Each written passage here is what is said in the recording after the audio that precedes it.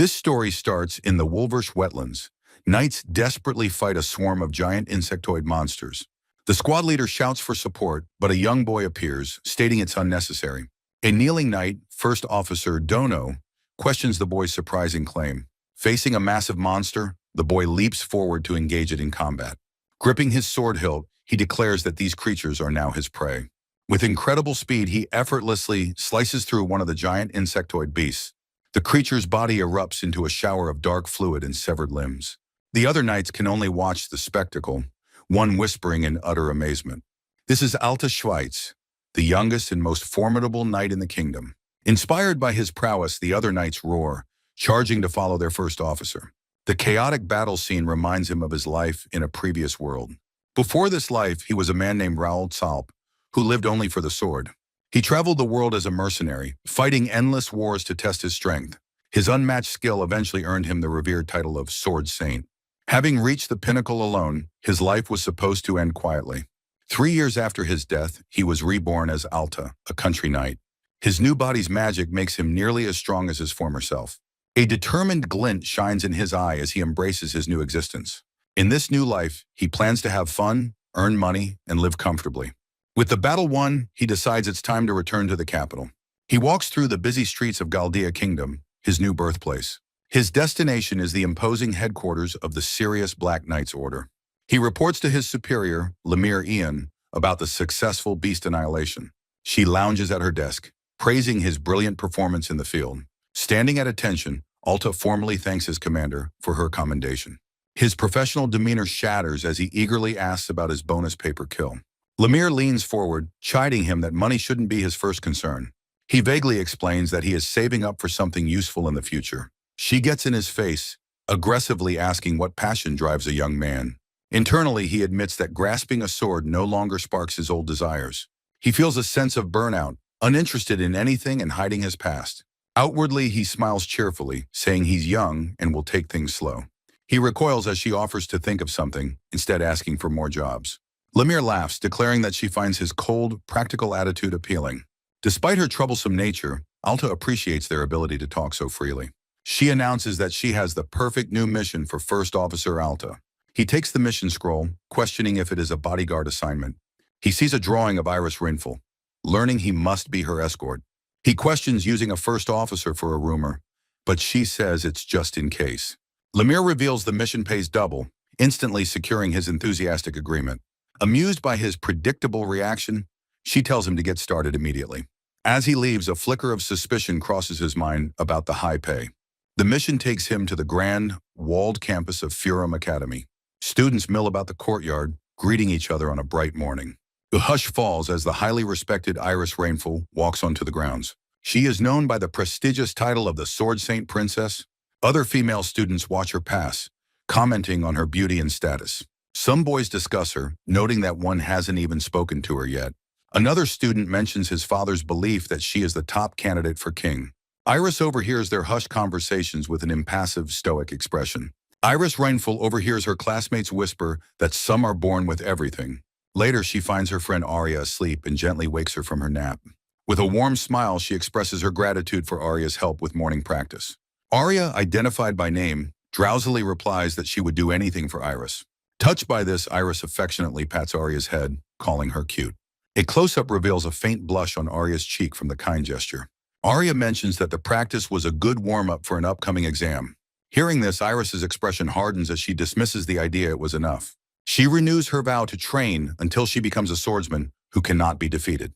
The loud ringing of a school bell abruptly signals the start of class. A single foot in a dark boot steps onto the classroom's raised platform. As a small robed figure enters, a teacher instructs the students to be seated. The entire class turns to look, surprised by the unexpected visitor. Students murmur amongst themselves, wondering if the boy is someone's little brother. A group near the front stands, startled, realizing the boy is not a student. Iris herself looks on in disbelief, questioning the presence of a child. The boy introduces himself as Alta Schweitz, their new teacher and Kenjutsu instructor. 3 students stare with wide-eyed shock and open mouths at his announcement. The classroom erupts in a clamor of disbelief as students shout his new title. Iris processes his words, unable to believe he is a Kenjutsu instructor. Her face contorts with disapproval as she questions a child teaching swordsmanship. Alta calmly acknowledges her feelings, explaining the headmaster gave his approval. In a flash of anger, Iris tells him not to treat this as a joke. She confronts him directly, grabbing his robe and demanding how he dares call himself an instructor. The two stand face to face, their significant height difference made apparent. Other students quickly rise to voice their agreement with Iris's outrage. A flashback highlights Iris's past victories, earning her the title Sword Saint Princess. The male student with glasses shouts that Alta is not fit for the job. Surrounded by the angry students, Alta calmly proposes a mock battle to settle things. He adds with a pleasant smile that if he loses, he will leave. Iris looks on, surprised and uncertain about the sudden mock battle proposal. A tight shot focuses on her face as she processes the unexpected challenge. The scene changes to the exterior of the Academy's martial arts field. Inside, a male student declares that Iris doesn't need to fight, as he is enough. He holds up a practice weapon, asking if Alta knows what a mock sword is. He explains the magical sword's nature, promising to go easy on the boy. The student sets the terms. Alta wins if he can land a single blow. With a confident look, the student declares he will let Alta win. Alta calmly takes a practice sword from the weapon rack. He dismisses a one-on-one fight, inviting the entire class to attack him at once. The battle begins, and a female student is immediately knocked to the ground. Another male student is sent flying upside down by one of Alta's attacks. A third student is slammed face first onto the floor, groaning in pain. Alta stands calmly amidst the defeated, reiterating his offer for them all to attack. A student on the floor shouts in sheer frustration at the one-sided fight. Another questions how this is possible, recalling the promise to go easy on him. On the sidelines, Arya looks towards Iris with a concerned expression. She and another girl sit on a bench, remarking on the new kid's strength. The second girl agrees he is certainly much stronger than their last instructor. Iris watches with an intense gaze, wondering why he proposed such a battle. With the training hall floor littered with defeated students, Iris declares their performance disappointing. A fallen classmate mocks her, warning that the real fight is just beginning. Facing the new challenger, Alta cheerfully asks if she is next in line. Iris and her friend Arya approach, with Iris stating there's plenty of time. She offers a sincere apology to Alta, admitting she had underestimated his skill. Internally, Alta remains confident, having already seen through her childish techniques. As they prepare to fight, Iris tells her concerned friend Arya to withdraw. Arya reluctantly agrees to her friend's command, stepping back from the duel. The two opponents ready their swords, preparing for their one-on-one confrontation. Iris's expression is one of fierce determination as she prepares to attack. Across from her, Alta holds his sword with a calm, confident smile. The battle begins in a flash as Iris lunges forward with incredible speed. Her blade becomes a blur, unleashing a furious flurry of high-speed slashes. With perfect form, Alta skillfully parries every one of her strikes. A watching student shouts in disbelief that he actually blocked her attack. Their swords continue to clash as the intense duel rages on. Iris announces her intent to push her speed even further beyond its limits. She moves with blinding velocity, her sword a storm of silver streaks. Her expression turns to one of shock as she finds no openings. She realizes his defense is flawless, even against her accelerated assault. Her eye widens in utter disbelief at his seemingly impossible technique. She wonders how such a profoundly skilled child could possibly exist. Suddenly, her attack misses completely, throwing her forward and off balance. Looking back in confusion, she sees Alta standing calmly behind her. She pants heavily, trying to catch her breath from the sheer exertion. With a slight smile, Alta asks if she has now acknowledged his true skill. Sweat drips from her face, but her fierce resolve has not yet broken. Taking a deep breath, she prepares to unleash an even stronger attack. Alta's expression turns serious as he senses a change in her technique. Iris creates multiple afterimages, attacking from all directions at once. The spectators cheer, awed by her speed and believing she is winning. From the center of the storm, Alta calmly analyzes her complex assault. He continues to fend off her attacks with what seems like minimal effort. A student watches in disbelief, asking how he is handling her signature move. A close-up on her footwork highlights the incredible speed of her attack. He notes her strategy is good, but ineffective in such a large space. With a grunt of effort, Iris presses her relentless, all-consuming assault. Having seen enough, Alta finally decides it is time to end the fight. He moves to counter her, preparing to strike with a swift motion. At that moment, her friend Arya rushes forward to join the battle. Iris shouts at her friend, ordering her to fall back immediately. Arya insists on helping, believing Iris cannot possibly win on her own. Their combined charge is just about to strike the young instructor. The loud ringing of the school bell suddenly interrupts their attack. Alta looks up, realizing with some surprise that the period has ended. Iris and Arya stand frozen, shocked by the sudden, inconclusive end. The other students are amazed, exclaiming that even Iris couldn't win. Iris's face is a mask of sweat-soaked shock and utter disbelief. Later, Alta addresses the class, confirming his role as their instructor. The student voices the question everyone is thinking, asking about his age. Standing before his new class, Alta calmly reveals that he is only 12 years old. The revelation leaves the top student Iris completely stunned and at a loss for words.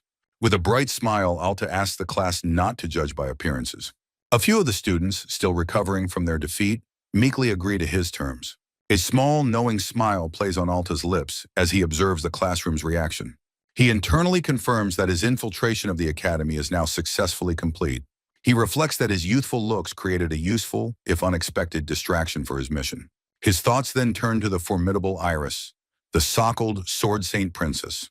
This title gives him pause, reminding him of his own past as a Sword Saint. He concedes that her impressive ability mostly justifies her desire to be without a guard. However, he knows her current skill is not yet at a true Sword Saint's level. Addressing his defeated students, he suggests they all visit the first aid room to recover. His attention then shifts to Iris, who stands apart with her friend Arya. Approaching the two girls, he inquires if Iris is all right after their intense duel. Iris turns sharply, stating curtly that his sword had not even managed to touch her. He worries internally for a moment, wondering if he is now completely hated by her. Her deep frustration boils over as she insists that she did not truly lose the fight. She clenches her fist, recalling the humiliating feeling of her sword failing to connect. A shadow falls over her face as she wrestles with her wounded and challenged pride. Her eyes flash with realization neither of them had been fighting at their full power. She begins to wonder what would have happened if he had truly fought back. Getting his attention, she calls out his name, and he turns to listen expectantly. Standing over him with a challenging glare, she demands he face her in a serious duel.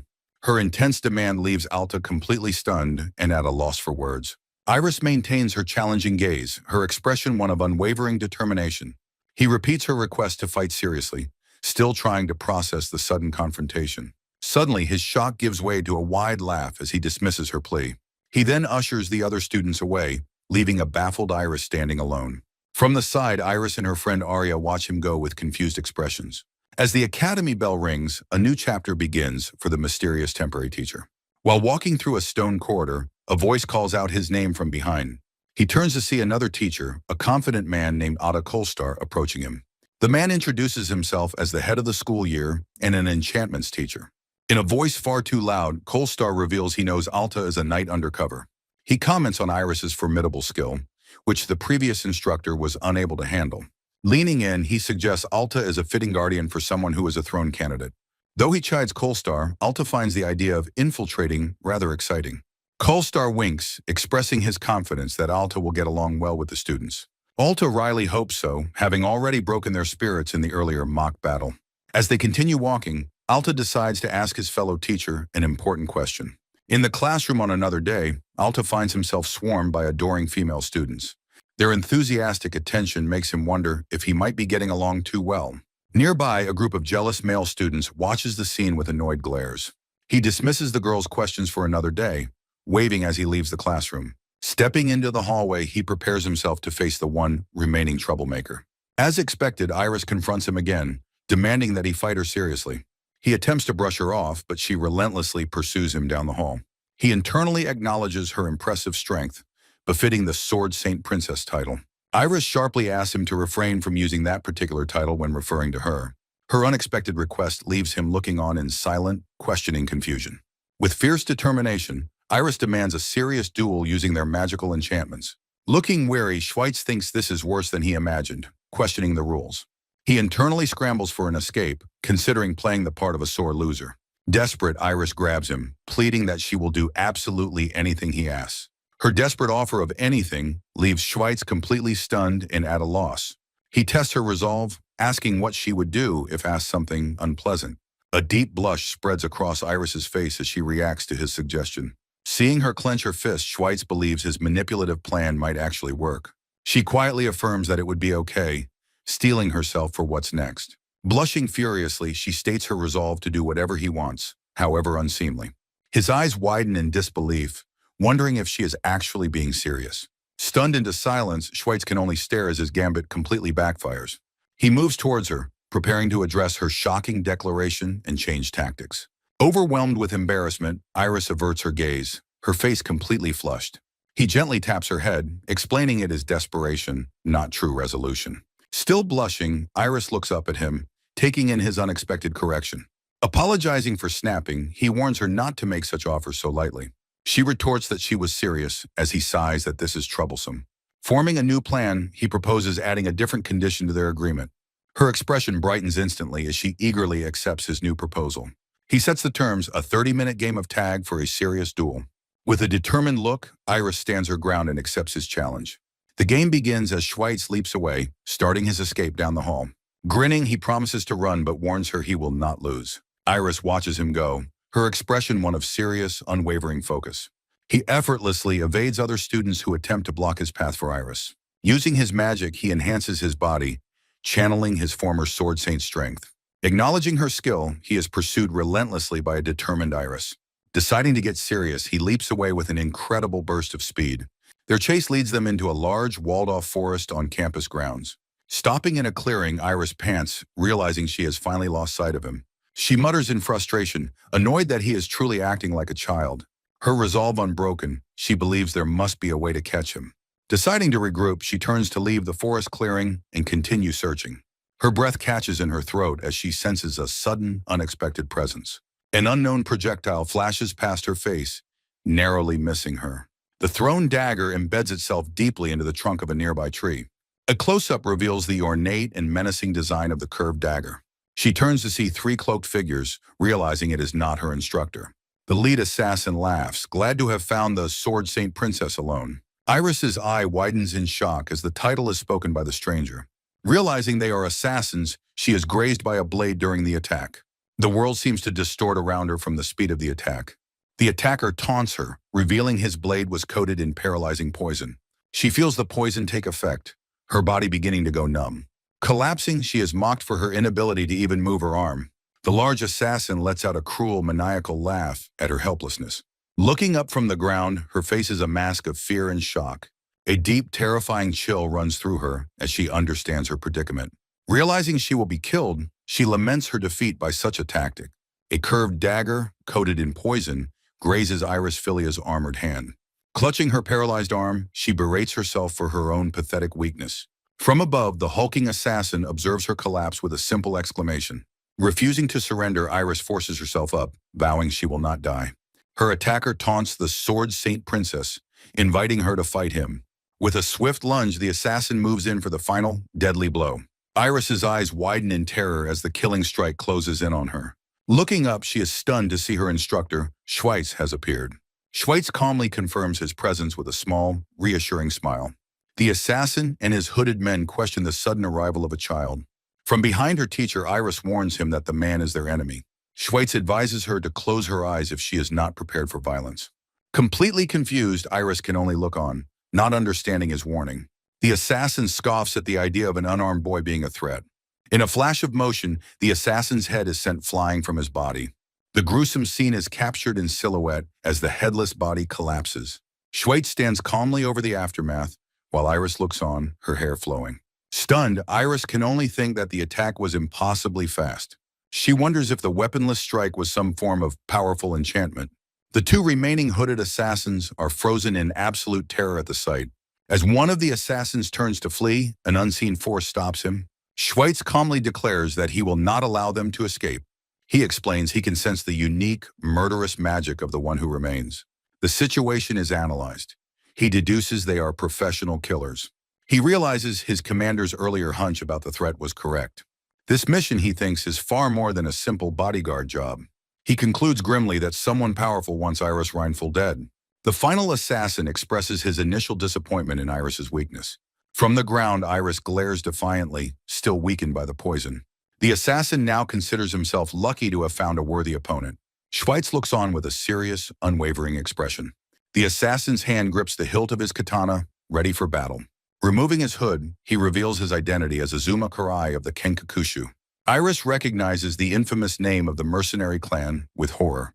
Azuma smirks, pleased that his notorious reputation precedes him. Iris shouts that the Kenkakushu are infamous mercenaries who kill for pay. Azuma confirms that he is indeed the infamous Azuma Karai. From the ground, a defiant Iris tells Azuma to stay where he is. Azuma dismisses her, focused on figuring out how to fight Schweitz. He explains he has sensed the boy's immense power from the start. A powerful dark aura erupts as he admits his constant fear of death. Iris is stunned by the incredible magical power radiating from him. Schweitz calmly states that he does not share the assassin's joy. Iris looks on, her face a mask of worry for her instructor. Azuma's visible eye widens with crazed excitement at the challenge. With a grin, he wishes this thrilling moment could last forever. Settling into a low stance, he declares he can no longer hold back. Schweitz recognizes the dangerous Iaido stance his opponent has taken. Azuma's hand grips his katana's hilt, ready to unleash his attack. He executes a devastatingly fast sword draw, a massive Igirai slash. Their sword techniques clash in a massive central explosion of violent energy. Iris is stunned, realizing she just witnessed another sword attack too fast to see. Raul Asalf, bloodied, correctly identifies his opponent's technique as invisible. Alta is surprised that Raul understood his signature windblade attack. Standing amidst the trees, Raul reflects that he never expected to face the Saint Sword's Kenjutsu. With a look of intense interest, he declares that Alta is a very interesting kid. He stands within a complex magic circle, preparing to unleash a powerful spell. In response, Alta summons his own swirling vortex of wind magic to counter. Dark crescent-shaped wind blades are launched from Raul's magic circle toward his foe. Alta unleashes a counter barrage of lighter-colored wind slashes to meet the assault. A close-up shows Alta's focused eye as he unleashes his magical counter. The two volleys of magic meet mid-air, creating a massive, chaotic explosion of power. A stunned Iris observes that they are cutting each other down without moving. Raul's face contorts into a crazed grin as he decides to close the distance. He lunges forward, breaking the stalemate to engage in a physical sword clash. Raul is thrown backward, blood spraying from his body as he is overpowered. In a blur of motion, both fighters dash past each other with incredible speed. They come to a stop several feet apart, their backs to one another. Raul looks back in disbelief, processing the sudden turn of the duel. The two warriors stand still in the clearing, the decisive moment having passed. A massive gush of blood erupts from Raul's back as Alta watches silently. Raul stumbles, clutching his grievous wound, his momentum completely halted. Mortally wounded, he pants heavily, steam escaping his lips in the cool air. Looking over his shoulder, he asks his opponent for his name. The young knight, his face showing a minor cut, introduces himself as Alta Schweitz. Raul pays his respects, glad to have found such an elating death. He breaks into a final wild laugh as his body begins to disintegrate. Alta watches silently as his opponent's body dissolves into black, glowing particles. Letting out a sigh of relief, he admits he was nervous and focused. A terrified Iris, her hand still bleeding, looks on from the sidelines. Approaching her, Alta apologizes for killing the two assassins in front of her. He offers a reassuring smile in his hand, telling her the enemies are gone. Iris looks up at his outstretched hand and gratefully thanks him. He firmly grasps her hand, but his expression shifts dramatically. With a wide, intense grin, he declares that he has finally got her. Internally, he questions if she's for real, still thinking about their game. Later, inside a Grand Academy building, the two have a chance to recover. Alta finishes tending to Iris's minor wounds in a well-furnished room. He reflects on the fight, glad she wasn't badly hurt but doubting her chances. As her bodyguard, he feels he needs to reflect on his performance. Iris insists she's okay, admitting she simply got agitated during the confrontation. She notes that he seems used to it. He cryptically agrees, referencing his past life. A quiet, pained expression crosses her face as she considers her situation. With renewed determination, she asks him again to fight her seriously, referencing their promise. Alta is taken aback, realizing he did indeed make her a promise. He asks why she is so keen, knowing the outcome would be predictable. He worries about his commander's reaction and seeks a way to reject her. Iris stands by the window, explaining her immediate goal is to graduate. She reveals that her ultimate ambition lies beyond her graduation. In front of a large window, she declares her desire to become a knight. With a look of surprise, Alta questions Iris's statement, asking if her ambition is truly to become a knight. He considers her goal, thinking that, as a knight himself, he fully supports her wish. A gentle smile graces Iris's face as she starts to recount the story of her past. In a memory, she fights fiercely, explaining how she became the undefeated Sword Saint Princess. Her expression becomes grim as she confesses that her progress has completely stagnated since then. She recalls a string of nonstop victories, walking past her admiring peers with quiet confidence. Gripping her sword, she explains that Alta's arrival interrupted this period of personal stagnation. Full of determination, Iris leans forward, vowing not to miss this precious opportunity for growth. He observes her intently, realizing her desire to fight him stems from an awareness of her own limitations. A look of desperate resolve crosses Iris's face as she awaits his crucial answer. With a subtle smile, he decides to honor the earnest wish of a potential future colleague. Misunderstanding his pause, a flustered Iris presses him again for a direct fight. He dismisses the idea of constant duels, calling the prospect a needless bother for them both. Instead, he proposes secret special lessons after class to avoid any unwanted attention from others. Her expression fills with hope at the thought that she can finally become stronger. With a friendly smile, he suggests their lessons should focus on practicing sword enchantments. A bright, genuine smile illuminates Iris's face as she happily accepts his offer. Overcome with gratitude, she bows deeply and formally places herself in his care. He reflects that her growth will ultimately make his bodyguard duties much simpler to perform. A weary expression crosses his face as he considers his growing list of responsibilities. Watching her depart, he considers this outcome a natural progression of recent events. A thoughtful look crosses his face as he realizes the current situation is perfect for his next move. He stops her on the grand staircase, presenting one final request for her to fulfill. He presents a small, ornate item with a confident grin, anticipating her immediate agreement. Under the cover of darkness, several figures gather before the Academy's imposing main gate. A vast dome of magical energy materializes, enveloping the Academy in a protective barrier. A robed staff member expresses confidence that the powerful barrier will prevent more intrusions. His expression grows grim as he observes the wounded. Acknowledging the Kenkakushu threat, the staff member calls out to the departing Alta, questioning his destination at this hour. Looking back with a smile, Alta indicates he is just heading into town for a bit. His journey takes him down a city street to a bustling, well-lit tavern. Seated at a table, he questions why his commander came to receive his report herself. With a confident smirk, his commander insists the incident warrants her personal attention. He dryly contrasts his own hard work with her drinking during their previous mission together. He reveals his method for tracking Iris, having given her a magical detection item to wear. Mentally plotting the Academy layout, he confirms he can reach her dorm within 10 minutes. She gives him a sidelong glance, jokingly warning him against misusing his tracking ability. Taking a swig from her mug, she asks how the investigation into the assailants is progressing. He relays intelligence about one of the captured assassins, a man with numerous shady contacts. His hand tightens on a stack of papers as he identifies the Kenkakushu as the main threat. She reveals a stack of wanted posters, detailing the group's worldwide rampage and bounties. His interest is piqued by the bounties, but she quickly warns him against getting distracted by money. Leaning forward intently, she warns him of the group's collaborative nature and their likely presence. He processes the new information, quietly acknowledging the growing complexity of the situation. Taking a drink, he privately regrets not killing an interrogated assassin, fearing they would not give up. She informs him that a night team, led by a blue sword, is pursuing a lone escapee.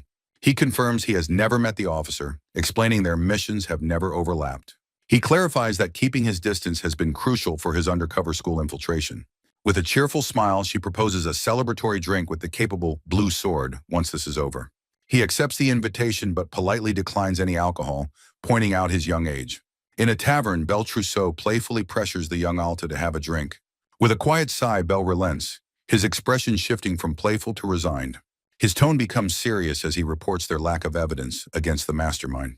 Alta agrees to the plan, mentioning he's heard of Belle's skill as the Blue Sword. The scene transitions away from the tavern to the skyline of the royal city. Outside the city, a dilapidated church stands as a testament to past destruction. A closer view reveals the building's crumbling arches and shattered stone facade. Inside, four mysterious figures in dark cloaks gather within the desolate hall. Their large bearded leader gravely announces that their associate, Azuma, has been killed. A fanged, blonde-haired member reacts with manic glee, mocking Azuma's failed mission. He continues his taunt, turning on his companions and accusing them of fleeing. The blonde man points accusingly at his companions, calling them cowards for retreating. A calm, white-haired woman advises him to refrain from any unnecessary killing. Her face is partially revealed, showing long white hair and 3 dots on her forehead. The blonde man scoffs at her words, dismissing the very concept of useless killing.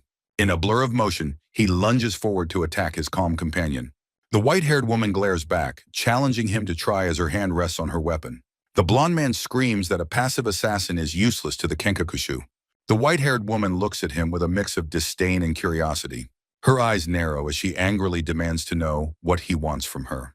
Their confrontation is a chaotic blur of clashing energy within the ruined church. A powerful voice bellows for them to stop, the leader's face contorted in anger. Standing over a broken stone, the leader declares that Kenkakushu are forbidden from fighting. The two combatants cease their fight and turn their attention to their boss. The annoyed blonde man asks what their next course of action will be. The woman reveals Azuma lost not to the princess, but to her young instructor. The blonde man's interest is piqued. He declares he wants to fight this kid next. The leader agrees to his request, but says they must first handle something else. A squad of knights led by Belle Trousseau suddenly appears, surrounding the assassins. Belle confidently states he knew he'd find them after clearing out outlaw hideouts. The Kenkakushu leader calmly identifies Belle by his title, Blue Sword. Belle acknowledges this, offering them surrender while insisting their leader will be arrested. The blonde man smirks, remarking on the knight's bravery for confronting them. The white-haired woman calmly steps forward, drawing only an ornate sword hilt. Two of Belle's knights look on in confusion, questioning the bladeless weapon. Belle watches with a tense and worried expression, sensing the imminent danger. With a swift, arcing motion, the woman swings the hilt through the air. An invisible force lashes out, cutting through the squad of armored knights instantly. The knights are thrown back as dark energy slashes tear through their ranks. A splash of blood hits Belle's face as he watches his men fall. An overhead view shows the knights' bodies strewn across the floor around the assassins. The blonde man chides his companion for the slaughter, but she simply agrees to stop. The woman calmly justifies her actions, stating that it was not useless killing. Her blonde companion expresses his confusion and frustration with her logic. As she and the leader begin to leave, the blonde man waves a casual goodbye. A wounded Belle raises his sword and a clock-like shield, preparing to fight. He roars in defiance, vowing that he will not let them get away. The blonde assassin leaps forward, coldly telling the knight he is in his way. He unleashes a chaotic vortex of energy, trapping Belle within the swirling attack. Belle grits his teeth, his face bloodied, as he is overwhelmed by the powerful assault. With manic glee, the blonde Kenkakushu member screams his desire for a fun fight. He unleashes a swirling vortex of energy, overwhelming the knight commander before him. Nearby, his white-haired female subordinate dismisses him as a crude and ultimately useless man. The large cloaked leader of the group simply tells her to let him fight. The scene shifts to the next day, showing a peaceful academy building. Inside a training hall, Iris practices her swordsmanship, executing a sharp, clean swing. She moves with fluid power, her long hair whipping through the air. With a focused exhalation, she completes her form with intense determination. Her classmates watch from the side, admiring how cool and skilled she is. Her instructor, Alta, observes and tells the students to focus on their training. One girl complains to him that swordsmanship is not her strong suit. Another student jokes that he wouldn't protect Alta even if he became a knight. Alta smiles quietly, relieved the recent violent attack has been kept under wraps. He observes the diverse student body, from nobles to aspiring knights, training together. He had hoped the end of the crisis would let Iris focus, but he was mistaken. Iris is seen fidgeting, nervously peeking in his direction with a slight blush. Another instructor gently reminds a flustered Iris to concentrate on her practice. Suddenly, Arya bumps Alta's shoulder to get his undivided attention. He turns to her, asking the sleepy-eyed girl what she wants. With a serious expression, she asks if he would be willing to duel her. Iris and another student look on, surprised by this unexpected turn of events. Alta is taken aback by the sudden request, a questioning look on his face. Arya repeats her challenge, firmly stating her desire for a proper fight. Internally, Alta wonders why she is approaching him like this for the first time. He recalls her sleepy demeanor and the surprising skill she showed on their first day. He gives her a considering glance, his curiosity piqued by her directness. He admits to himself that he is not uninterested in her bold proposal. A nearby student recalls that their first mock battle was cut short by the bell. With a smile, Alta agrees to have another duel with her. Arya expresses her delight with a cheerful, "Yay!" and a happy fist pump. Iris looks on, her expression one of surprise and internal conflict. She seems flustered, having already had her own intense encounter with their instructor. In the center of the hall, Alta and Arya take their fighting stances. Arya firmly grips the hilts of her two ornate, magically floating daggers. She closes her eyes as an intricate magical pattern envelops her in preparation. Snapping her eyes open, her face is now a mask of fierce determination. Holding his sword ready, Alta asks her not to be too harsh on him. She launches herself forward in a blur, attacking him without a moment's hesitation. He parries the first strike, commenting on how close she came to landing it. The force of her deflected blow leaves a sharp gouge in the floor. She continues her relentless assault, her twin blades clashing furiously against his. Her eyes are wide with concentration as she presses her high-speed attack. The duel becomes a whirlwind of motion as he defends against her flurry. She leaps and twists through the air, constantly searching for an opening. With both daggers ready, she lunges at him from above in an aggressive dive. Her classmates are stunned by her speed, wondering if she moves like a cat. Iris watches the intense exchange with a serious, slightly worried expression. Aria's face is a mask of focus as she moves with incredible velocity. Alta calmly blocks every one of her furious and intersecting strikes. He continues to skillfully parry her twin-bladed assault with his single sword. Aria summons her two ornate floating daggers, which crackle with magical energy. With a determined cry, she launches herself forward to initiate the duel. Noel calmly observes as Aria circles him, methodically searching for an opening. He inwardly acknowledges Aria's impressive skill, a slight smile on his face. Sensing a shift in her tactics, Noel asks if something is amiss. Aria explains that she has already tried several different approaches in their fight. She concludes that a direct, straightforward attack is now her best option. Declaring her intent, she unleashes a furious assault, her body a blur. Noel is visibly surprised as Aria suddenly increases her attack speed even more. Her expression is one of pure focus as she pushes her limits. A furious exchange of blows ensues, their blades clashing in a shower of sparks. With expert precision, Noel parries every strike from Aria's relentless assault. Aria continues her high-speed attack, determined to break through his defense. Their weapons meet again in a powerful, head-on confrontation. The duel becomes a whirlwind of motion, steel ringing against steel. His footwork is precise as he manages the distance between them. He notes that she is not allowing him to keep his preferred distance. He is genuinely amazed by her skill, admitting she is quite good. He senses an abundance of combat experience from her, comparing her to a master. From the sidelines, Iris watches the high-speed duel with a concerned expression. Deciding he has confirmed her skill, Noel resolves to end the stalemate. Aria lunges forward for another strike, unaware the duel is about to end. He moves forward, catching her wrist and telling her to stop. Aria is caught mid-attack, her eyes wide with surprise at his move. The duel concludes, leaving Aria looking slightly flustered and out of breath. Aria thanks Noel, who playfully returns the compliment about her strength. Aria smiles brightly, asking for validation with her expression. The onlooking students erupt in cheers, impressed by the skilled duel. Aria eagerly runs to Iris, asking if she saw her amazing performance. She beams with excitement, seeking praise from her best friend. Iris questions Aria's motive, recalling her prior disinterest in fighting others. Caught off guard, Aria can only offer a vague, flustered response. Iris laughs and playfully pats Aria's head, amused by her reaction. Noel watches the two friends interact, a knowing look on his face. Another student observes Aria's cute attempt to impress Iris. Noel addresses the class, telling them it is time to resume practice. The other students react with a mix of awe and slight discouragement. He encourages them to grow at their own pace, noting the two girls are exceptions.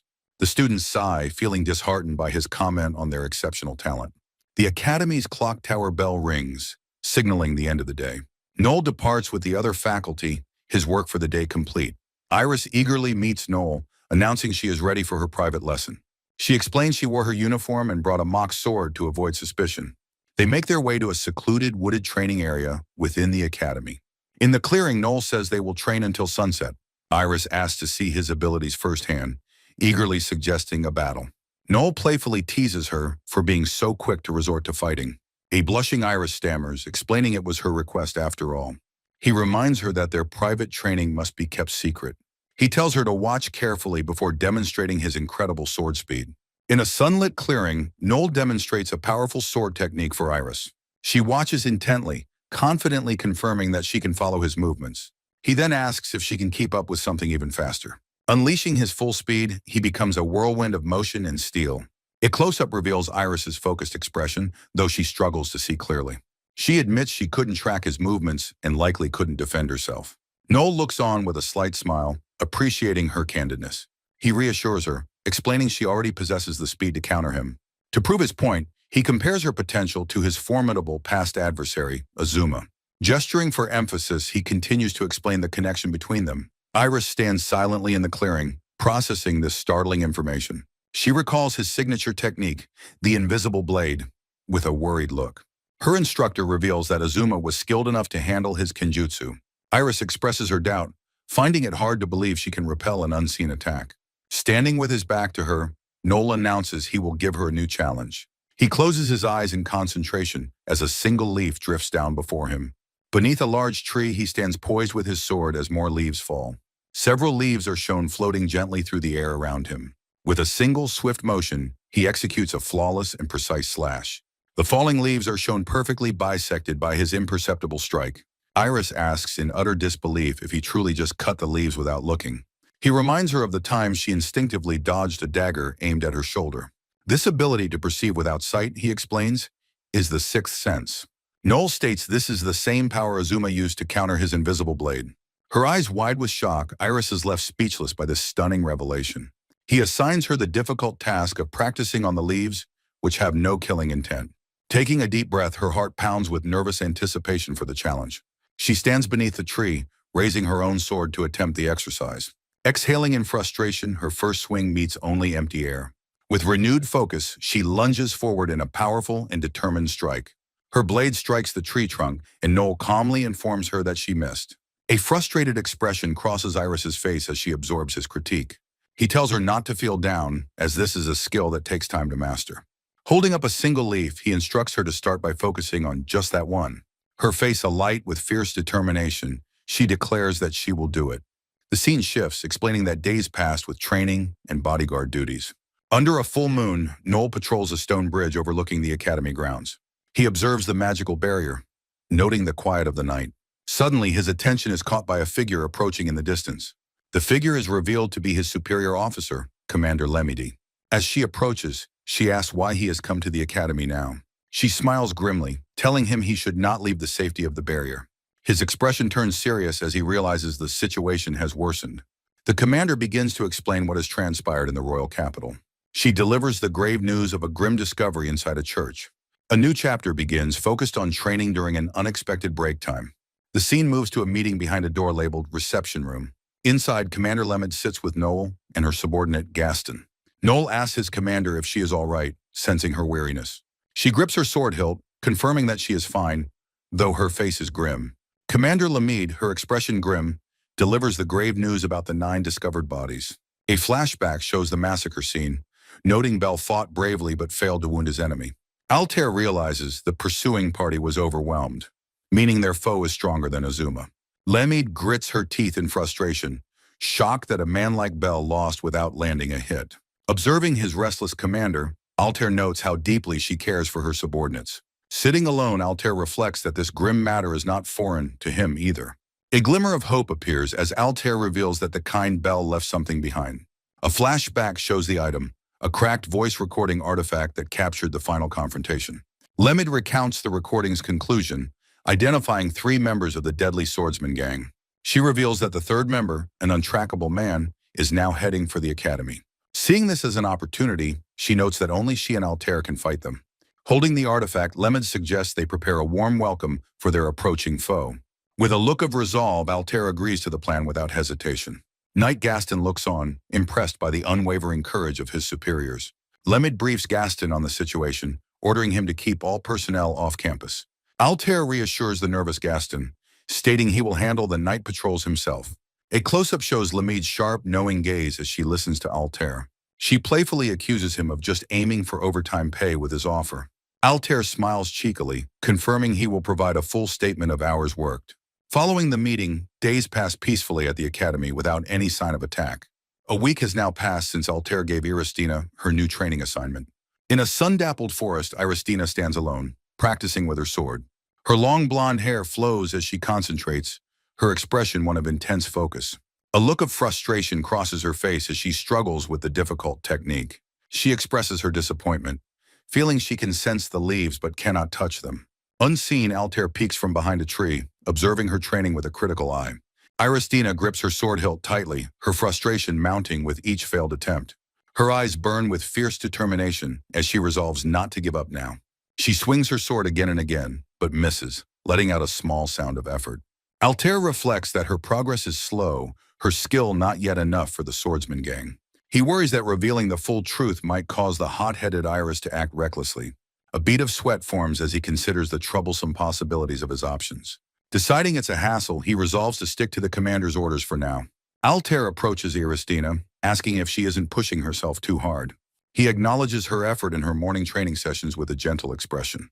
He then reveals as her teacher that he knows she's been dozing off in class.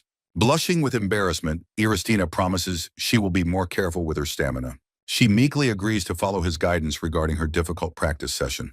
Looking at the setting sun, Altair suggests they take a break for the day. Iristina protests immediately, her face filled with desperation as she insists she wants to continue. Altair decides to change his method, suggesting she go for tea with Arya instead. His suggestion leaves Iristina looking confused and slightly taken aback. Arya steps out from behind a tree, acknowledging that she has been noticed. Iristina is startled by her friend's appearance, asking why she is there. Arya explains with a pout that she was worried about Iris's recent strange behavior. Looking flustered and guilty, Iristina apologizes for making her friend worry. The two girls discuss the secret training, with Arya admitting she's known for a week.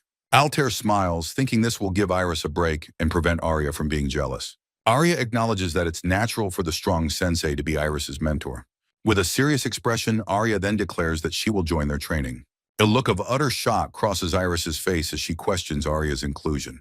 Sharing in the disbelief, Alta also asks if Arya is truly participating in their training. Iris, flustered, tries to backtrack, explaining this was not her original intention. Getting right in Alta's face, Arya insistently asks for his permission to join them. With a sigh of resignation, Alta agrees but insists it must remain a secret. Triumphant, Arya links arms with Iris, calling it their special, shared secret. In the quiet forest clearing, Alta announces an end to the day's training session. A look of pure shock and disbelief appears on Iris's face at what's happening. With a flustered expression, Iris reluctantly agrees to go along with the new plan. Arya suddenly stops them, stating that she has something to show them first. From within her uniform, she swiftly draws a concealed dagger with practiced ease. Alta's eyes widen slightly as he watches the unexpected action unfold before him. She flicks her wrist, sending the small dagger spinning upwards through the falling leaves. With eyes closed, she catches the dagger as it perfectly bisects a single leaf. A stunned Iris stammers, asking in disbelief if Arya can perform such a feat. Winking confidently, Arya dismisses her incredible skill as if it were a simple matter. Iris looks on, impressed but also slightly intimidated by her friend's hidden abilities. Alta internally notes the audacity of her revealing a hidden weapon to an instructor. He reflects that Arya's enigmatic presence will likely help Iris grow even faster. Later, two students invite Alta for tea, but he declines, claiming he's going to sleep. The girls express their surprise, noting the sun is still up, calling him childish. Alta internally acknowledges that his instructor persona keeps him incredibly busy. At night, the academy grounds are deserted due to a strict citywide curfew. He walks alone through the quiet, lamplit streets on his nightly patrol. His patrol is interrupted by a figure radiating an immense dark and malevolent energy. The figure raises a hand, gathering dark magic that turns to dust after being used. A city guard is instantly disintegrated, leaving only a bloodied helmet on the ground. Alta's eyes narrow with fury as he recognizes the formidable threat before him. The cloaked assassin mockingly warns him to summon his target to avoid a similar fate. Alta identifies the figure as the one responsible for a previous comrade's demise. His hand moves instinctively to the hilt of his sword, ready for the inevitable combat. Standing before the academy gate, the assassin questions if Alta is truly a teacher. Alta admits his own surprise at how the serious situation is developing. The assassin seems impressed that Alta bypassed the academy's barrier to confront him. A cruel, confident smile spreads across the assassin's face from beneath his hood. He expresses relief that Alta didn't flee, seeing this as a fortunate opportunity. A wide, manic grin reveals his excitement, believing himself to be quite lucky. He throws off his cloak, introducing himself as Folt Macenta of the Swordsman Gang. Alta stands ready, confirming that his mission is to kill the Sword Saint Princess. In a misty courtyard, the two combatants face each other, preparing for their duel. Folt, with a crazed look in his eyes, tells Alta to draw his sword. Alta places a hand on the hilt of his own weapon, the blue shell sword. He coolly states his intention to only pretend to draw his blade for now. Instead, he unleashes a high-speed invisible technique, vanishing in a blur. The title page reveals Folt's massive, segmented weapon, the fearsome Centipede. Folt anticipates the move, shouting that he saw the feint coming all along. Alta offers a casual, sarcastic apology for the failed opening gambit. He observes Folt's unconventional blade, questioning if it is even a sword. Folt declares his intent to kill the Sword Saint Princess after finishing Alta. Alta calmly retorts that boys are not permitted to enter the girls' dormitories. With a dismissive tone, Folt Macenta remarks on how easily Alta revealed himself. His expression twists into a mask of pure, unadulterated rage. Screaming furiously, Folt lunges forward to unleash his attack. Alta is momentarily surprised as the blade suddenly extends its reach. The massive, segmented weapon slashes through the air towards him. Folt's unique sword whips past with incredible and unpredictable speed. A powerful, sweeping attack forces Alta to leap back to evade it. He analyzes the weapon, identifying it as an elongating blade. The heavy sword impacts the ground with force, narrowly missing its target. Alta decides that he must close the distance for close-quarters combat. With a flick of his wrist, Folt activates his weapon's hidden form. Alta stops short, realizing the weapon is more than it appears. Its blade segments separate, forming a massive, deadly whipsword. He understands the weapon moves by channeling magical power through it. Folt goads his opponent, demanding that he finally draw his sword. He maniacally introduces his signature weapon as the centipede. In response, Alta finally draws his own classic arming sword. A look of pure, crazed excitement crosses Folt's face. Alta formally introduces himself and his heirloom, blue shell sword. He holds his weapon ready for the impending battle. Folt expresses his intense eagerness for the fight to begin. The centipede whips forward in a furious, chaotic barrage. With skillful movements, Alta parries the unpredictable, snake-like attacks. Folt taunts him, declaring that his attacks are useless to block. The two warriors are locked in a high-speed exchange of blows. Alta realizes he cannot get closer due to Folt's cautious defense. His opponent boasts that the weapon's connecting thread cannot be cut. He explains it is made of magically reinforced dragon's hair. Alta understands that this will be a long battle of attrition. Folt announces his intention to increase his attack speed even further. He unleashes an even more intense and overwhelming storm of steel. The centipede's heavy segments smash into the stone pavement. The force of the blows shatters the courtyard floor around them. Alta wryly considers the repair costs for the destructive weapon. Folt feels he is on the offensive but senses something is wrong. With calm confidence, Alta states that his opponent will not hit him. Growing frustrated, Folt warns Alta not to mess with him. Alta decides to end the fight before Folt gets any wilder. He declares that it is now time to get to work. Folt's eyes widen as he spots a perceived opening in the defense. He triumphantly yells that he has finally caught his opponent. In a sudden blur of motion, Alta sidesteps the reckless attack. He lands a clean, swift slice across Folt's right arm. The segments of the centipede clatter uselessly to the ground. Folt screams in agony, clutching his profusely bleeding arm. He curses in disbelief, demanding to know how he was wounded. He realizes the centipede stopped moving without its thread being cut. Alta reveals that his patient plan has finally succeeded. He explains his sword's built-in anti-magic poisoning effect. He details how the toxin neutralized the magic powering the blade. Defeated and sweating, Folt Macenta stares in horror, realizing he cannot move. Alta explains that the magic neutralizing effect simply took time due to the weapon's length. Standing over his foe, Alta formally places the stunned assassin, Folt Macenta, under arrest. Folt begins to laugh weakly, recognizing the formal way of speaking. A manic grin spreads across his face as he acknowledges Alta as a knight. Now in his combat attire, Alta confirms this with a calm, youthful expression. The useless, inert segments of Folt's centipede sword lie scattered on the ground. Alta calmly warns another defeated, one-armed swordsman to surrender or lose his other limb. The wounded man laughs defiantly, clutching his missing arm. His face contorts with rage as he screams, refusing to admit he has lost. With a single, brutal motion, Alta executes the defiant swordsman. A spray of black blood splatters across Alta's impassive face. His eyes widen as he instantly detects another presence nearby. Looking up, he spots a mysterious, robed figure on a nearby rooftop. Blood still on his face, he wonders if this is the third gang member. The cloaked figure stands menacingly, holding a strange, ornate weapon. Seeing the familiar robe, Alta confirms it is another member of the swordsman gang. The figure's hand forms a small, glowing orb of magical energy. The ball of light is launched as a projectile, streaking towards Alta. With a sharp sound, Alta deflects the attack with his sword. The robed figures flee, leaving Alta alone on the quiet street. Surveying the scene, he deduces they came only to silence their captured comrade. He briefly contemplates pursuing the fleeing enemies. Deciding against it, he knows he must not stray too far from his protectee.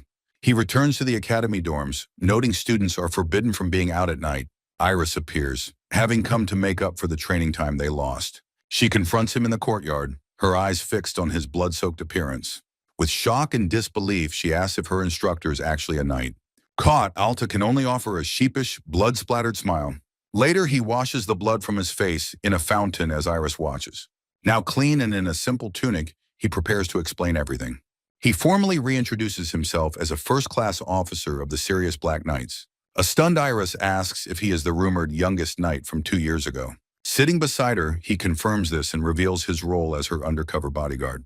Iris looks down, sadly processing that the Academy knew she was in danger. She concludes that she was the only one who didn't know about the threat. She tells him it's okay, understanding that he was just doing his job. Her hand clenches into a fist, finally grasping that she is being targeted.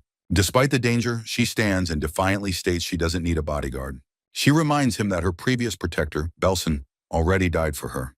Alta recalls an image of Belsan, confirming that Iris was acquainted with him.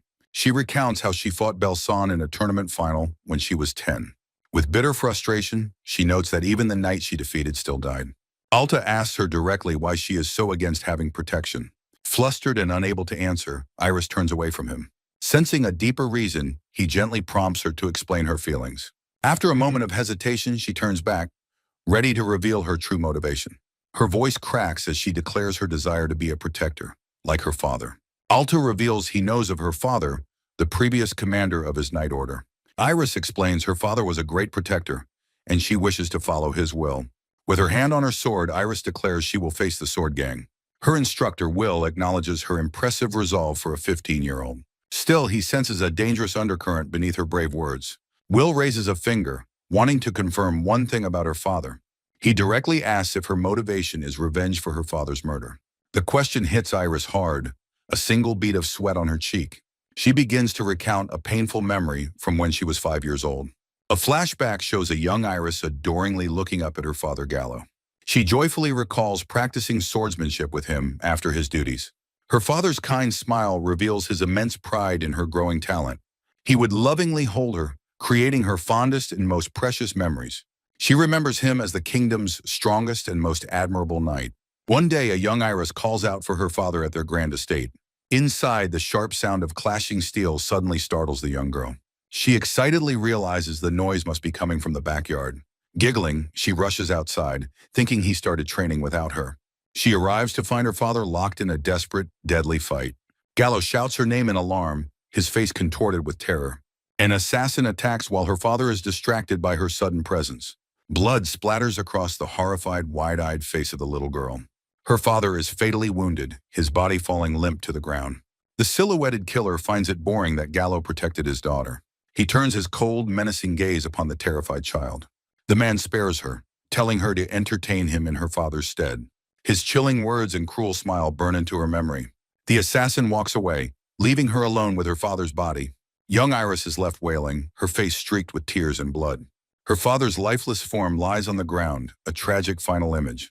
In the present, Iris angrily admits she cannot remember the killer's face. Will listens silently from a bench, observing her profound turmoil. She explains that even after 10 years, she cannot give up on her goal. Turning to her instructor, she desperately asks if her feelings are wrong. She pleads, questioning if it is not right to want revenge for her father. Will internally admits his own inability to understand people's feelings. He confesses he never realized the depth of her long-held trauma. He regrets his promise to train her, having taught her nothing meaningful. He considers her motivation for revenge as she looks on, flustered. Her entire being is coiled with tension and profound self-doubt. Giving an unexpected answer, Will tells her that he thinks it is okay.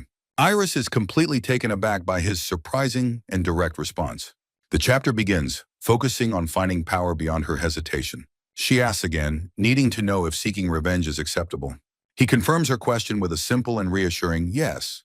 He explains that any reason to get stronger is a valid one. Iris admits she was certain he would be against her feelings. He astutely points out her own internal conflict is the real issue. His words strike a chord, her eyes widening in sudden realization. He clarifies that her hesitation is what is truly holding her back. She wonders if she should just abandon her wish for revenge. He encourages her to swing her sword with all her might, for any reason. Iris reveals her inner conflict, her expression a mix of frustration and doubt. Standing nearby, her instructor, the boy, maintains a serious and thoughtful posture. He begins to offer a crucial piece of advice, his tone shifting. Speaking as her teacher, he advises her against wielding her sword for vengeance. His words visibly affect Iris, whose troubled expression shows she is listening intently. In the quiet training yard, she contemplates her path as leaves drift down. With her eyes closed, she grips her sword's hilt, finding a moment of resolve. Her sword flashes with newfound purpose, its blade cutting cleanly through the air. She executes a powerful, sweeping swing, her body moving with renewed confidence. With conviction, she declares her choice to fight in order to protect others. The boy recognizes that this internal shift was what Iris needed most. A radiant smile of relief breaks across Iris's face as she exclaims her success. He reflects on his own inexperience as a teacher with a gentle, knowing smile. He then approaches Iris, asking what she intends to do from this point on. Looking at him with fierce determination, Iris states she will not run away. Because of this, she proudly declares she will remain at the academy. Her instructor agrees to stay as well, clarifying his role will be as her teacher. He playfully asks if she will still require his guidance against the sword gang. A flustered yet resolute look crosses Iris's face as she considers his point. Bowing her head slightly, she formally agrees to continue their training sessions. With a bright, cheerful smile, he confirms their new arrangement. While they walk, Iris turns to ask her sensei about his own motivations. He brightly explains that his ultimate goal is simply to live a leisurely life. Iris is completely taken aback, questioning his seemingly simple motivation. Her shock gives way to unrestrained laughter, certain he must be joking. She comments on his incredible strength while he asks if his reason was childish. Later, the boy observes the city, aware that the threat of the sword gang remains. Under the night sky, he stands watch, hoping the escaped enemy is dealt with. A shadowy figure is seen leaping across the rooftops under the pale moon. The cloaked figure dashes through a dark, narrow alleyway with immense speed. From his vantage point, the boy spots his target, confirming his suspicions. The running figure comes to an abrupt halt, sensing they are no longer alone. A knight commander stands ready, backed by a full squadron of armored soldiers. He identifies the cloaked person as the intruder who escaped from the academy. The mysterious cloaked-faced maiden stands silently before the assembled knights.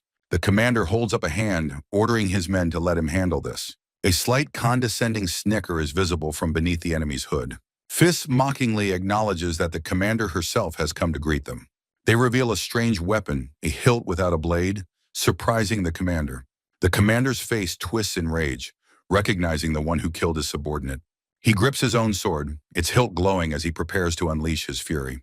His sword erupts in magical flame as he confronts Fis, accusing them of murder. Fis calmly states they dislike feudal fights but find causing a scene troublesome. Their battle erupts, sending destructive energy slashes tearing through the street. The commander grunts with effort as the force of the initial clash pushes him back. The shockwave sends one of the armored knights flying through the air. Using the chaos as cover, Fis leaps onto a rooftop to make their escape. He yells at his knights, ordering them not to pursue the fleeing enemy. He explains that the potential for collateral damage in the city is too great. A knight reports that while there are no casualties, their target has escaped. Fresh drops of blood spatter across stone pavement near the tip of a blade.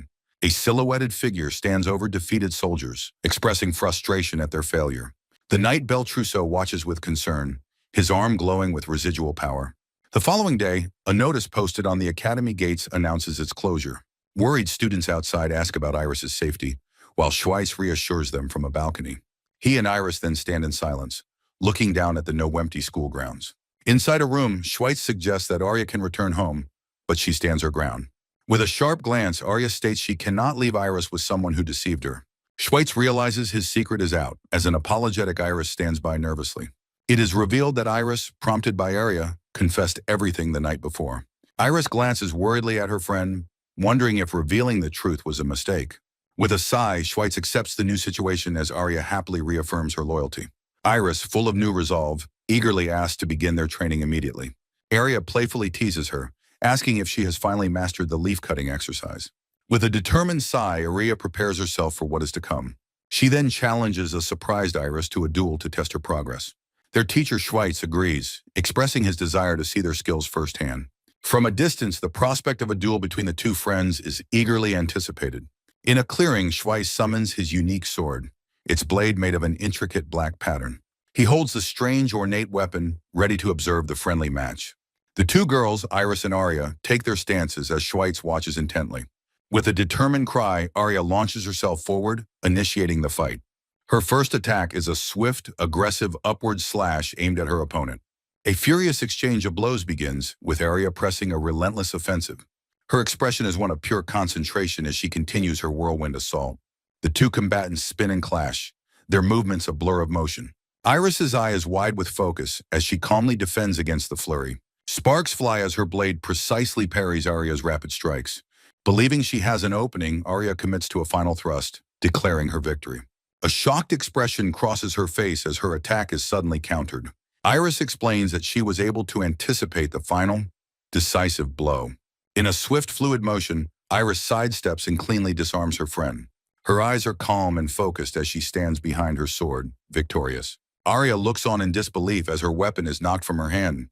The duel ends with their blades locked, Iris having clearly overpowered her opponent. With a bright smile, Iris asks if she can now claim victory. Arya concedes her defeat with a small, knowing smile, acknowledging her friend's skill. She affectionately pats Iris on the head, noting that she has grown stronger. A flustered Iris reacts with embarrassment, telling her friend to stop. Arya explains that she simply wanted to snap Iris out of her usual sleepy mood. As the two girls playfully bicker, Schweitz watches them with a gentle smile. He reflects that Iris has found the perfect training partner in her friend. Iris listens attentively as the rest of her practice session is outlined. A look of fierce determination appears on her face, ready for the next challenge. Schweitz notes that she has mastered the basics needed to face his own techniques. He contemplates what else he must do to prepare her for the battles ahead. He resolves to teach her a skill that will increase her chances of survival.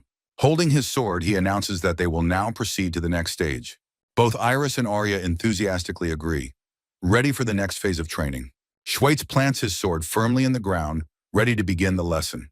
Arya questions Sensei about his sword, but he reveals he won't be using it. Instead, he summons a unique, black-patterned blade, telling Iris to block his attacks. Iris watches with a surprised and slightly nervous expression, a bead of sweat forming. In the forest clearing, Sensei announces the training will begin at a basic speed. He cheerfully explains that he will increase the pace, encouraging her to defend well. With a determined look, Iris agrees, placing herself in his care for the training. The drill begins with a flash of motion as Iris's skirt billows around her. Her long blonde hair flies through the air as she moves with incredible swiftness. Digging her laced boots into the grass, she firmly holds her ground. Iris successfully parries a powerful wide circular slash from her instructor. With a small smile, Sensei remarks that her success is a no-brainer. The two become a blur of motion, their blades clashing in a furious exchange. With intense focus, Iris grits her teeth, successfully defending against every strike. Sensei notes the advantage of a 1v1 and announces the second speed stage. He informs Iris he will now use a 5-strike series, which she eagerly accepts. Their swords collide with such force that the tips of the blades shatter. The rapid exchange continues, marked by a series of starburst-like impacts. Iris successfully blocks another powerful blow in the demanding 5-strike sequence. The drill concludes with their blades locked, Iris having parried every attack. Looking apologetic, she admits she had intended to push herself even further. Sensei reassures her with a bright smile, saying her performance was enough to start. Raising her hand, Arya confidently steps forward, declaring that she is next. Iris watches from the side as the sounds of their duel begin to echo. Sensei confirms that Arya successfully defended against the initial 3-strike series. He grins, announcing they will now continue with the more difficult 5-strike combo. Arya's eyes widen with intense focus as she prepares for the faster attack. She skillfully parries the rapid 5-strike combination with perfect fluid movements. A shocked Iris observes from the sidelines that her friend is blocking everything. Clutching her face in dismay, Iris laments that Arya has once again surpassed her. Sensei explains that Arya's success was partly due to seeing the pattern once. He notes that now both girls are performing at a similar skill level. He then proposes a new challenge, suggesting they both attack him at once. Iris and Arya look at each other, surprised by the offer to fight together. With a confident smile, Sensei assures them that he can handle them both. The two girls share a look of shared, steely determination. Arya tells Iris they should do it, and Iris readily agrees. The three are locked in a dynamic battle, Sensei defending against their coordinated assault. Internally, Sensei reflects that he finds great happiness in watching others grow. Arya's face is a mask of fierce concentration during the intense on-fight.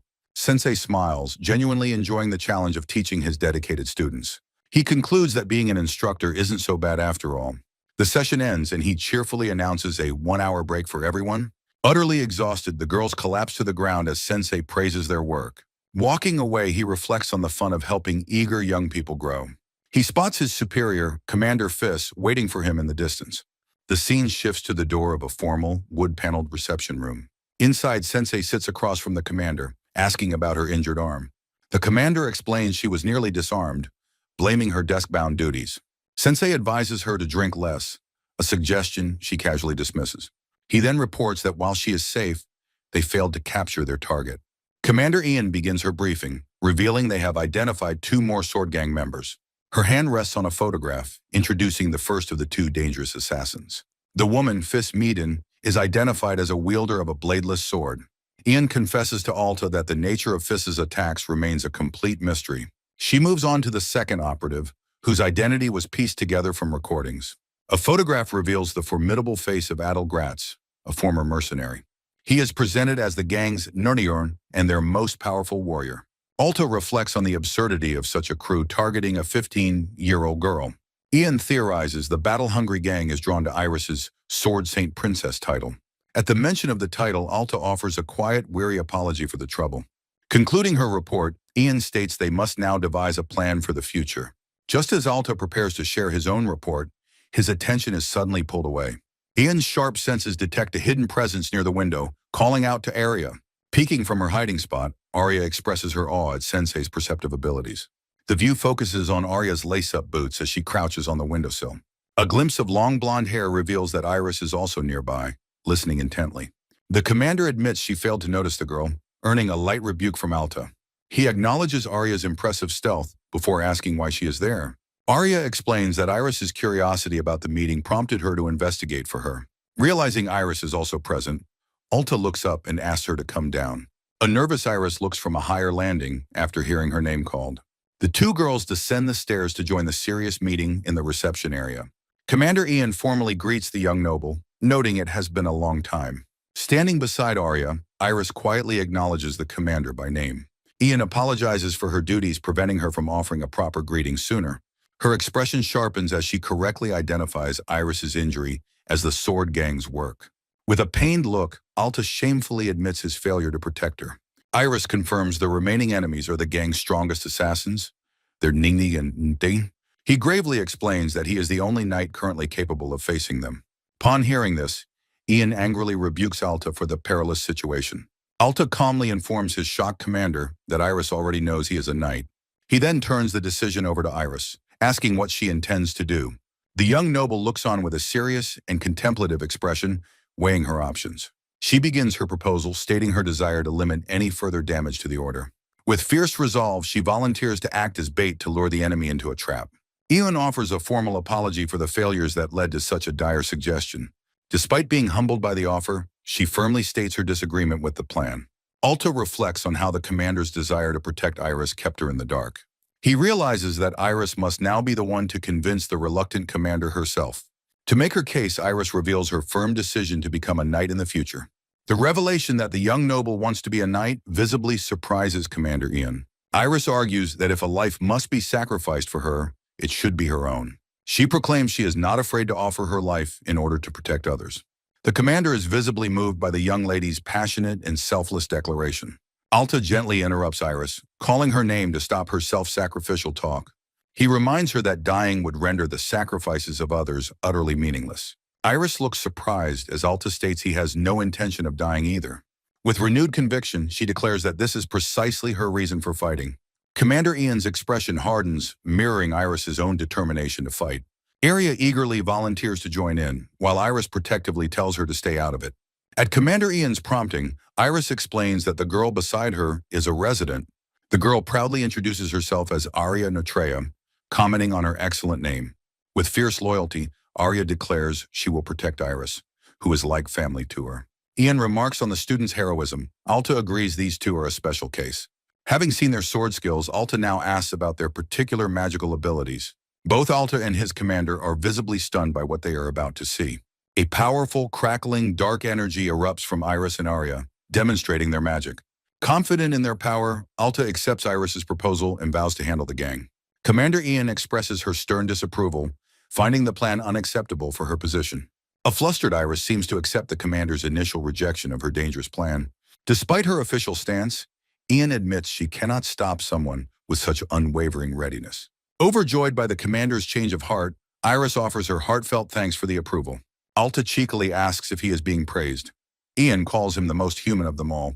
He begins to lay out the plan, suggesting they spread disinformation to buy time. He sets the decisive decoy operation for the weekend, telling everyone to prepare for it. Iris eagerly agrees to the plan for the day of the operation. To execute the decoy, Alta turns to Iris and asks her on a date.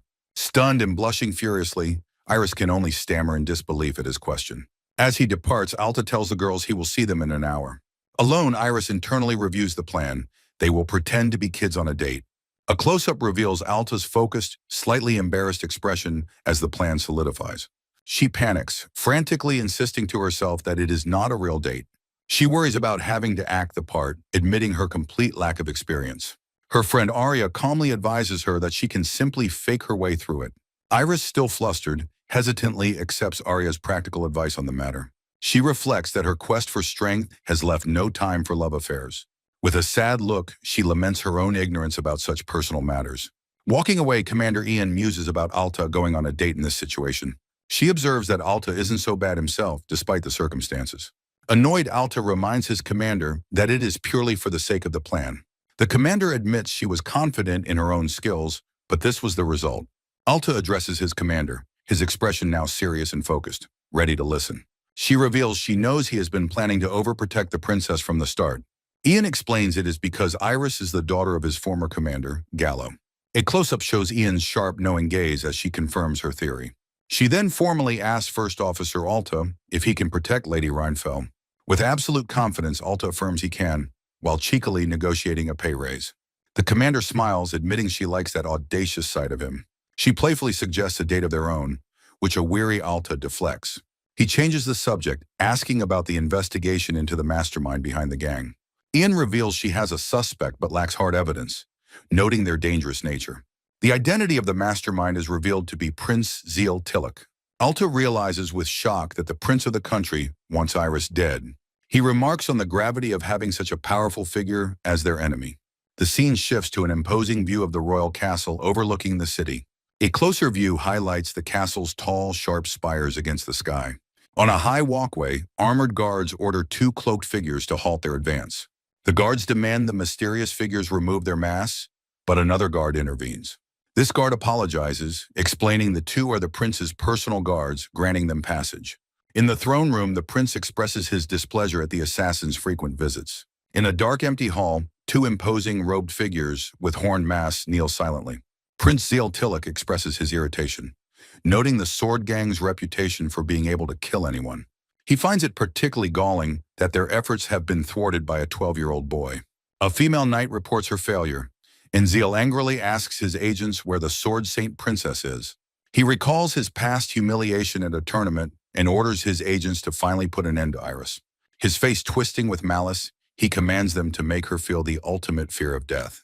Zeal declares peace is boring and that with Iris dead, he will become the next king. He reveals his grand ambition to rule the entire continent, having hired them to protect him. Dismissing the two figures, he orders them to do their job properly. The two assassins stand on a cliff overlooking a bridge, having departed the castle.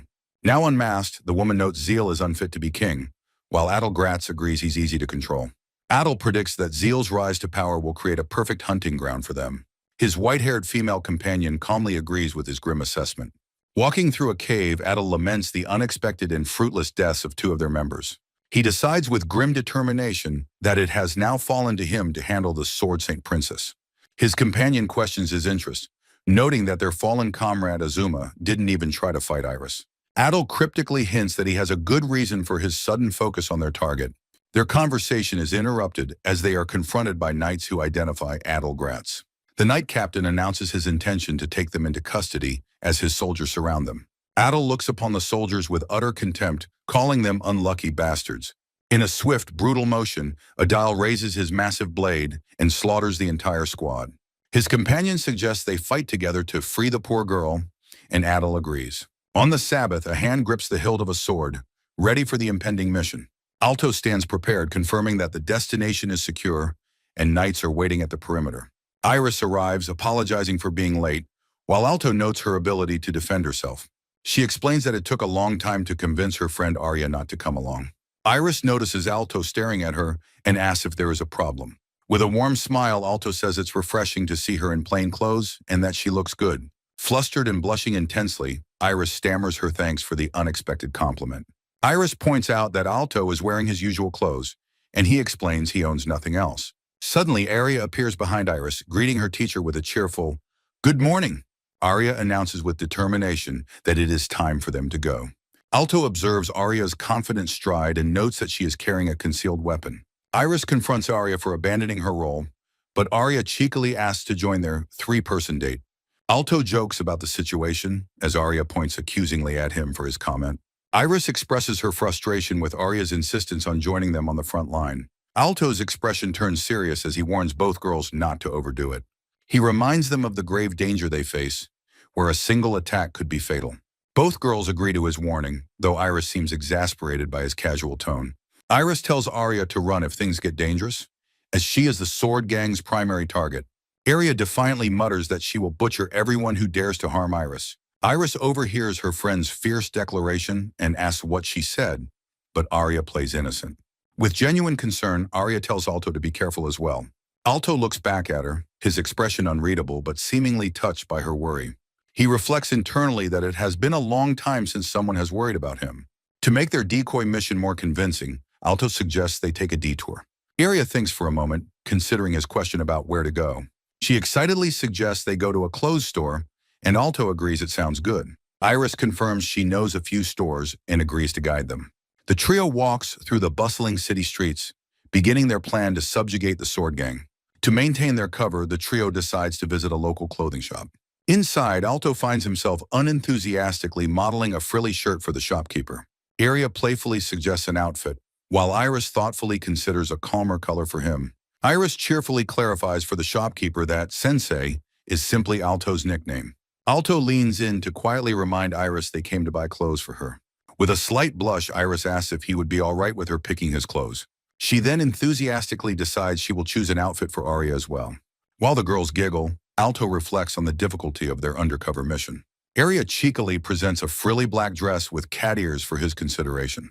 Iris returns with a practical tunic, which Alto immediately agrees is a good choice. She becomes flustered, feeling that he is not looking at her selection properly. He sincerely expresses his happiness with the clothes she has chosen for him. A blushing Iris announces she is going to the counter to pay for everything. Alto watches as she happily hums and walks toward the front of the store. He observes that in this moment, she truly seems like a normal teenager. Arya reflects on how much both Iris and Alto have grown since they first met. Leaving the shop, Alto steps outside into the street, waiting for the girls. Arya emerges and asks where Iris is, and he points toward the counter. He and Arya stand together by the window, waiting for Iris to finish up. Arya directly questions Alto, asking if he truly cares about Iris on a personal level. She grows visibly frustrated by his detached, professional answer about his duty. He tries to reframe his concern as that of a mentor, which she also dismisses. His eyes widen slightly as she continues to press him for a genuine answer. She declares the real difference between them is her purely personal devotion to Iris. She explains her deep worry over Iris's tendency to sacrifice herself for others. Therefore, she insists that she will protect Iris and asks him to do the same. Alto internally reaffirms his duty as a guard. Iris's life must come first. He then reflects that this cold logic is no longer his immediate, only thought. With time to spare, Iris suggests they find a cafe before their confrontation. Their journey leads them to a vast, desolate ruin on the edge of the city. The three walk along the crumbling stone pathways of the ancient structure. Alto reveals that he knows this area from his previous duties as a knight. His expression turns serious as he explains that it is a known outlaw haunt. He confirms the sword gang has taken the bait and are now watching them. With the trap successfully set, he states it is time for the fight to begin. Noticing Iris's demeanor, he gently asks if she is feeling nervous about it. His question hangs in the air as she visibly hesitates before responding. She confesses her fear, acknowledging that they could all die in this battle. Alto realizes that this is the first true life or death situation for her. He considers that for him and likely Arya, this kind of danger is familiar. Iris vulnerably asks how she can ever hope to be as strong as him. He looks at her warmly, reassuring her that she is already incredibly strong. He praises her for choosing the courageous path instead of hiding from danger. His words of encouragement leave her blushing and momentarily lost for words. He tells her to leave everything to him if she feels the fight is too much. A relieved smile breaks across her face as she thanks him for his support. With her confidence restored, she declares she is fine now and walks forward. He watches her go, wondering if she intends to take on the enemy alone. His thoughts are cut short as he suddenly realizes that Arya has vanished. His eyes dart around, confirming she has hidden her presence to engage the enemy. Amidst the crumbling ruins, Will realizes that Arya has suddenly vanished from sight. He grimly concludes she has found the enemy, reminding himself to focus on protecting Iris. A close-up reveals his shadowed, serious face as he processes the new, dangerous situation. His thoughts turn to Iris, acknowledging her nervousness but trusting her resolve to fight. Turning to Iris, he proposes they split up, reassuring her that he can always find her. He explains the enemy is likely where Arya has gone, asking if she is all right with this. With a look of fierce determination, Iris gives a resolute yes, accepting the plan. Minutes before, the silver-haired mercenary Notreya observed the group, identifying their plan as a trap. Her large, brutish companion expressed surprise that their targets prepared a battlefield instead of hiding. He mockingly noted that the Sword Saint Princess, Iris, appeared to be completely unarmed.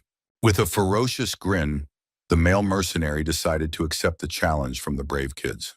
A close-up captures Notreya's eye widening in shock as she senses an imminent attack. Her partner looks around, asking where their other target has disappeared to. Taking a deep breath, Notreya's long white hair flows as she prepares for combat. In a blur of motion, she parries an unseen attack with a loud metallic clang. A vertical view shows her calm, focused expression as she successfully defends herself. The sharp sound of clashing steel echoes as her axe-like weapon meets its target. The scene reveals Arya silhouetted atop a ruined archway, having initiated the surprise attack. The male mercenary expresses his surprise, having not expected Arya to be a threat. Staring down at them, Arya asks if they are the mercenaries targeting Iris. The man taunts her, noting they are alone and can be easily killed now. He mockingly compliments her excellent reconnaissance skills, wondering if now is a good time to be impressed. Notreya's face is shadowed as she intensely demands to know who Arya is. A visible chill runs down Arya's spine, but her expression remains firm. She raises her twin daggers, which begin to glow with a dark, ominous energy. With wide, intense eyes, Arya dramatically proclaims herself to be the assassin. The two mercenaries look on, the large man grinning fiercely at her bold declaration. From a distance, Will is seen rushing towards the confrontation at high speed. A worried Iris calls out Arya's name in alarm as the fight begins. A full-color flashback begins, showing a rainy cityscape as Notreya recalls a fateful day. A small, silver-haired child sits alone and destitute in the pouring rain. Tears stream down the child's face as she endures the cold, uncaring world. A young Iris appears, holding an umbrella and asking the child if she's okay. With a kind smile, Iris introduces herself and asks for the child's name. The red-eyed child looks up, stating that her name is Notreya. The memory concludes with Iris sheltering the child, who reflects that she had no name then. Back in the present, the male mercenary scoffs at Arya's title of assassin. Arya glares back defiantly, angered by his dismissive tone about her chosen role. The man declares her a hazard that must be eliminated, ordering Notreya to attack. Iris watches with wide-eyed shock as the battle is about to intensify.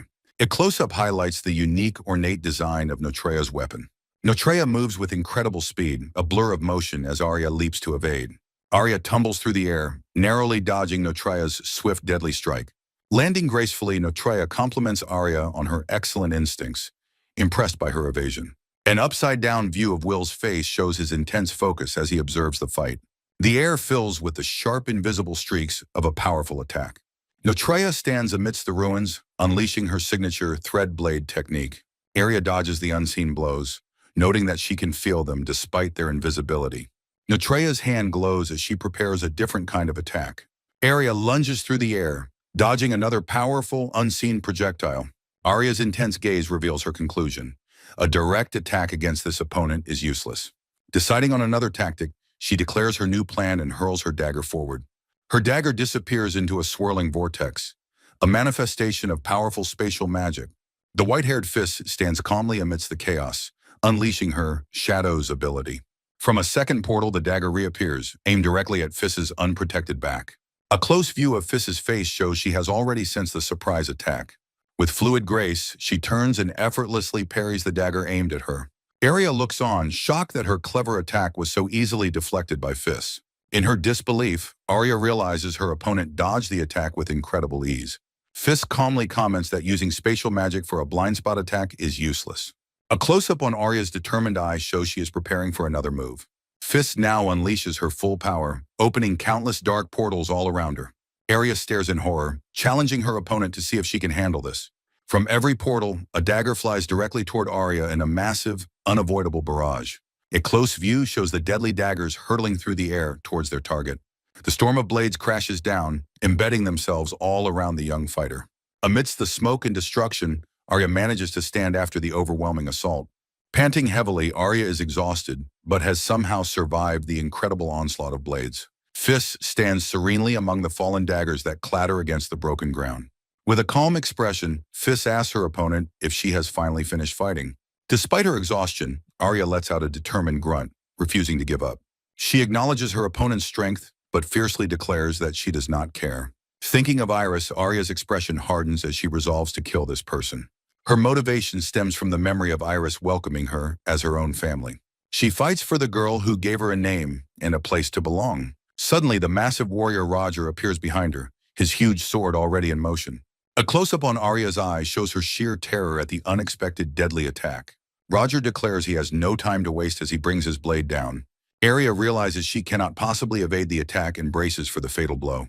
At the last moment, Iris leaps in, blocking the colossal sword with her own. A close view shows Roger's powerful swing being stopped just before it hits. Roger's expression shows a hint of surprise as his attack is unexpectedly parried. The immense force of the blow sends Iris sliding backward across the ground. Iris lands protectively near Arya, who looks on with concern at her savior. A close-up on Iris's eyes reveals her unwavering determination in the face of danger. Arya calls out Iris's name, worried for her friend who just saved her life. She angrily asks Iris why she always has to put herself in such danger. Arya's worried expression shows her deep frustration and concern for her dear friend. Iris looks down, unable to meet her friend's gaze, feeling apologetic for her actions. She reassures Arya, apologizing for worrying her, but stating that everything is okay now.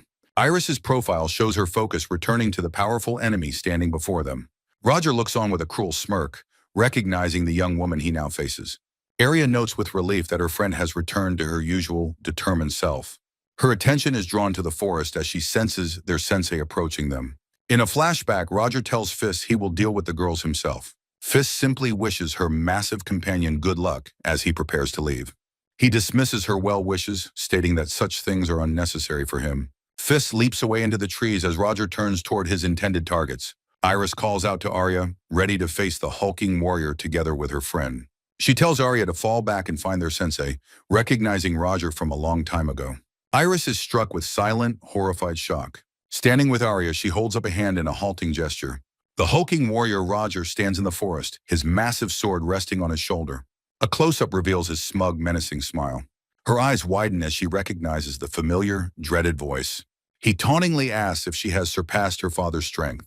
The chilling realization fills her eyes with horrified rage.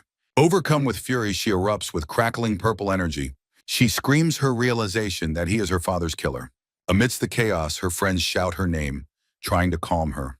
Her face becomes a mask of pure, vengeful fury. Arya grimly observes that her friend has completely snapped. Roger smirks, anticipating an entertaining fight. Consumed by rage, she declares she must avenge her father.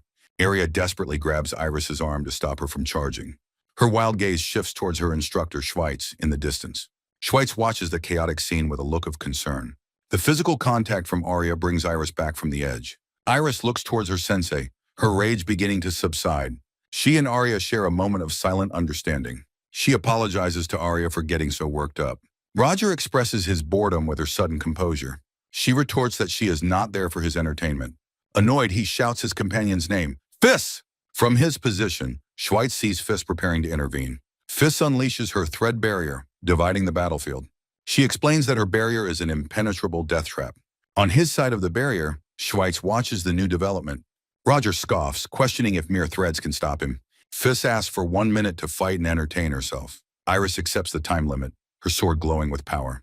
Her blade crackles with immense magical energy. The ornate sword glows with the power of purple lightning. Roger's eye widens as he recognizes the famous weapon. She declares the sword as her father's powerful legacy. Iris vows to defeat him as the Saint Sword Princess. Gallo smirks, accepting her challenge with confidence. He charges forward as Iris and Arya meet his attack. Fis muses on whether the girls can actually win. She grimly predicts that the two girls are going to die. Schweitz acknowledges Iris's title as the Saint Sword Princess. Iris quietly asks him not to call her by that title. He shifts his focus to Fis, vowing to defeat her. Fis calls him a heartless child, disappointed by his lack of emotion. She introduces herself as Fis Meeden and declares a deathmatch. The two face each other across the shattered battlefield. Schweitz decides to test his opponent's reaction time. She effortlessly deflects his projectile without moving. He follows up with an invisible slash of his sword. Fis blocks the unseen attack with her armored forearm. Watching Fis block his attack, Sid realizes she doesn't even need a sword to defend. He launches a swift, invisible sword slash to test his opponent's true capabilities. Without moving, Fis effortlessly deflects the unseen attack with just her armored forearm. Sid closes the distance in a blur, attempting a direct physical strike with his blade. His opponent dodges with fluid grace, leaving Sid to face her once more. Impressed, Sid compliments her uncanny reaction time, comparing it to precognition. With a soft laugh, Fis asks if he is praising her, condescendingly calling him a good boy. Sid internally analyzes her ability, identifying it not as foresight, but as an advanced sixth sense. His eyes widen with understanding as he asks her directly if she is unable to see. Fis confirms his suspicion, revealing that she was blinded long ago when tortured as a saintess. She turns away, expressing a twisted form of pity for the burden Iris carries. Her face becomes shadowed as she ominously states her intent to bring Iris freedom. Sid's expression hardens as he clarifies if her idea of freedom is simply killing Iris. With a serene smile, Fis explains her philosophy of freeing all who wish to fight. She coolly declares her intent to kill him and the young sword saint princess as well. Disgusted by her warped ideology, Sid states that her entire group is truly crooked. In response, Fis unleashes a torrent of sharp black energy spikes across the ground. Sid vanishes in a cloud of dust and rubble, completely evading the deadly assault. The dust settles, revealing the empty, shattered battlefield where he once stood. A flicker of surprise crosses Fis's face as her heightened senses find no trace of him. She stands calmly, complimenting his splendid ability to erase his presence so completely. Her senses detect his imperceptible movement as he shifts his position. She notes that he is moving without breathing, a master of stealth. Casting her senses like a web, she scans the area for any hint of his killing intent. Fis expresses her amazement, admitting he is even better at masking himself than the last girl. He reappears behind her, prompting her to whirl around and demand his true identity. Declaring it's now a battle of speed, Sid rushes forward to press his advantage. Their blades meet in a furious, high-speed exchange of strikes and parries. A powerful slash from Sid finally breaks through her defenses, grazing her side. Fis lets out a sharp cry of pain as the blade makes contact. Her pained gasp turns into a defiant laugh as she immediately retaliates. Sid looks on, stating plainly that he is nothing more than a simple knight. The fierce exchange culminates in a brutal strike that sends Fis to the ground. Looming over her, Sid coolly informs her that she missed her chance for the kill. She unleashes a massive hand-shaped beam of dark energy in a final, desperate attack. Sid realizes his own sword might not withstand the overwhelming power of the blast. His blade glows with energy as he braces for the impact of the magical force. Instead of blocking, he charges directly into the oncoming wave of destructive energy. His own dark energy slash meets her attack in a violent, head-on collision. The two forces clash, creating a brilliant explosion of chaotic, intersecting power. With a determined shout, Sid pushes his own attack forward, beginning to overwhelm her. His superior power slices through her attack, engulfing her in his dark energy. Sid's eyes narrow with focus as he follows through with his decisive strike. The shockwave of his attack rips through the landscape with tremendous force. Mortally wounded, Fis coughs up blood, shocked a mere kid possesses such strength. She collapses to the ground, gasping that he is the truly crooked one, before dying. Sid stands over her body, his face spattered with blood from the intense fight. Turning away from his fallen foe, he declares that only one enemy remains. The scene shifts back to Iris, who screams as she attacks Gallo with her electric sword. Her powerful strike clashes violently against Gallo's massive, cleaver-like blade. A powerful clash of swords erupts in a brilliant flash of light and sparks. The massive warrior Gallo grunts with effort, blocking a strike crackling with electricity. He internally identifies his opponent's weapon as the Purple Lightning, her father's legendary sword. Gallo recalls that the unique ore of the blade can enhance its wielder's physical abilities. With a sharp exhale, Iris focuses her energy for the next phase of the intense duel. She engages Gallo in a furious exchange, their blades meeting in a flurry of sparks. Panting heavily, Iris struggles to catch her breath from the sheer strain of the fight. Gallo roars, bringing his colossal cleaver down in a devastating overhead blow. Iris and her companion Alpha narrowly evade the giant's ferocious attack. The two girls immediately launch a coordinated assault, striking from different angles. Iris's eyes are narrowed with fierce concentration as she presses her attack. Gallo offers a grudging compliment on their excellent coordination in battle. He prepares another powerful swing, forcing the two girls back on the defensive. A massive shockwave from his attack sends both Iris and Alpha flying backward. The sheer force of the blow throws them off balance, their faces showing the strain. His powerful strike carves a deep fissure into the ground between them. Iris realizes with grim certainty that the minute he challenged them to has passed. Cracking his neck, Gallo expresses that he misses a certain lightning-wielding figure. Iris confronts him directly, demanding to know if he was hired to kill her father. He bluntly denies any such contract, revealing his only interest was the kingdom's strongest man. His cold expression shows his reasoning. Her father was simply a hindrance to him. Hearing this, Iris states that she now understands everything she needs to know. She analyzes his immense power, concluding his swings are strong but not unavoidable. Iris turns to her friend Arya, declaring they will now fight him together. Their large opponent acknowledges their surprising resilience, challenging them to last another minute. A startled Iris reacts as the armored man begins to gather his immense magical power. Dark, crackling energy surges around him, signaling the start of his assault. He unleashes a furious volley of dark energy projectiles toward the two girls. Iris and Arya brace themselves as the magical barrage rushes toward them. The man's face is a mask of cruel focus as he announces it is his turn. The blur of his magical assault shows its incredible speed and ferocity. Iris screams for Arya to get behind her as she moves to shield her friend. Her glowing sword meets his massive blade, creating a shower of electrical sparks. She lets out a pained grunt, straining under the overwhelming force of the blow. The sheer power of the impact sends her reeling backward through the air. She lands hard, her sword scraping the ground as she struggles to regain her footing. Wincing from the impact, Iris groans with exertion and pain. The armored man taunts her, noting she didn't even manage to last 10 seconds. He lunges past the staggered Iris, now targeting Arya directly. Arya stands her ground defiantly, declaring she will not allow him to pass. Her brave interception results in a brilliant flash as their powers collide. A massive explosion erupts from their clash, surprising even their opponent. The force of the blast sends Arya spinning violently through the air. She crashes hard into the rocky ground, shattering stone on impact. Lying amidst the rubble, Arya lets out a pained gasp. Iris screams her friend's name in horror as she watches her fall.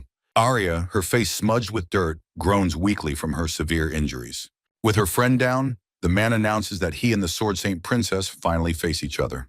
Iris analyzes his evil power, realizing he is transmuting and detonating raw magic. She devises a plan to win by dragging out the fight through evasion and defense. The large armored man issues a challenge to his opponents on the battlefield. With wide, shocked eyes, Iris realizes the massive attack is coming straight for her. He unleashes a sweeping, horizontal wave of dark energy across the ruined landscape. The devastating assault continues, a torrent of destructive power aimed at the two girls. Arya closes her eyes in resignation as Iris watches the unavoidable attack approach. Realizing she cannot escape, Iris shouts that it's impossible for her to evade the blast. She resolves to stand her ground, declaring she will take the powerful attack head-on. Her blade meets the dark energy in a brilliant, violent explosion of light and force. Iris grits her teeth, her face a mask of strain as she withstands the immense pressure. The colossal wave of energy continues to crash against her desperate, glowing defense. Her attacker acknowledges with surprise that she has flawlessly blocked his powerful assault. Her sword crackles with energy, holding back the lingering destructive force of the blast. Panting heavily, her face grimy, Iris stands her ground with fierce determination. She lets out a pained grunt, utterly exhausted as unconscious Arya lies behind her. The armored man sneers, calling both her and her father stupid for their self-sacrificing ideals. He lets out a soft, mocking laugh at what he sees as her foolish conviction. Iris glares back defiantly, stating that if she acted like her father, she did nothing wrong.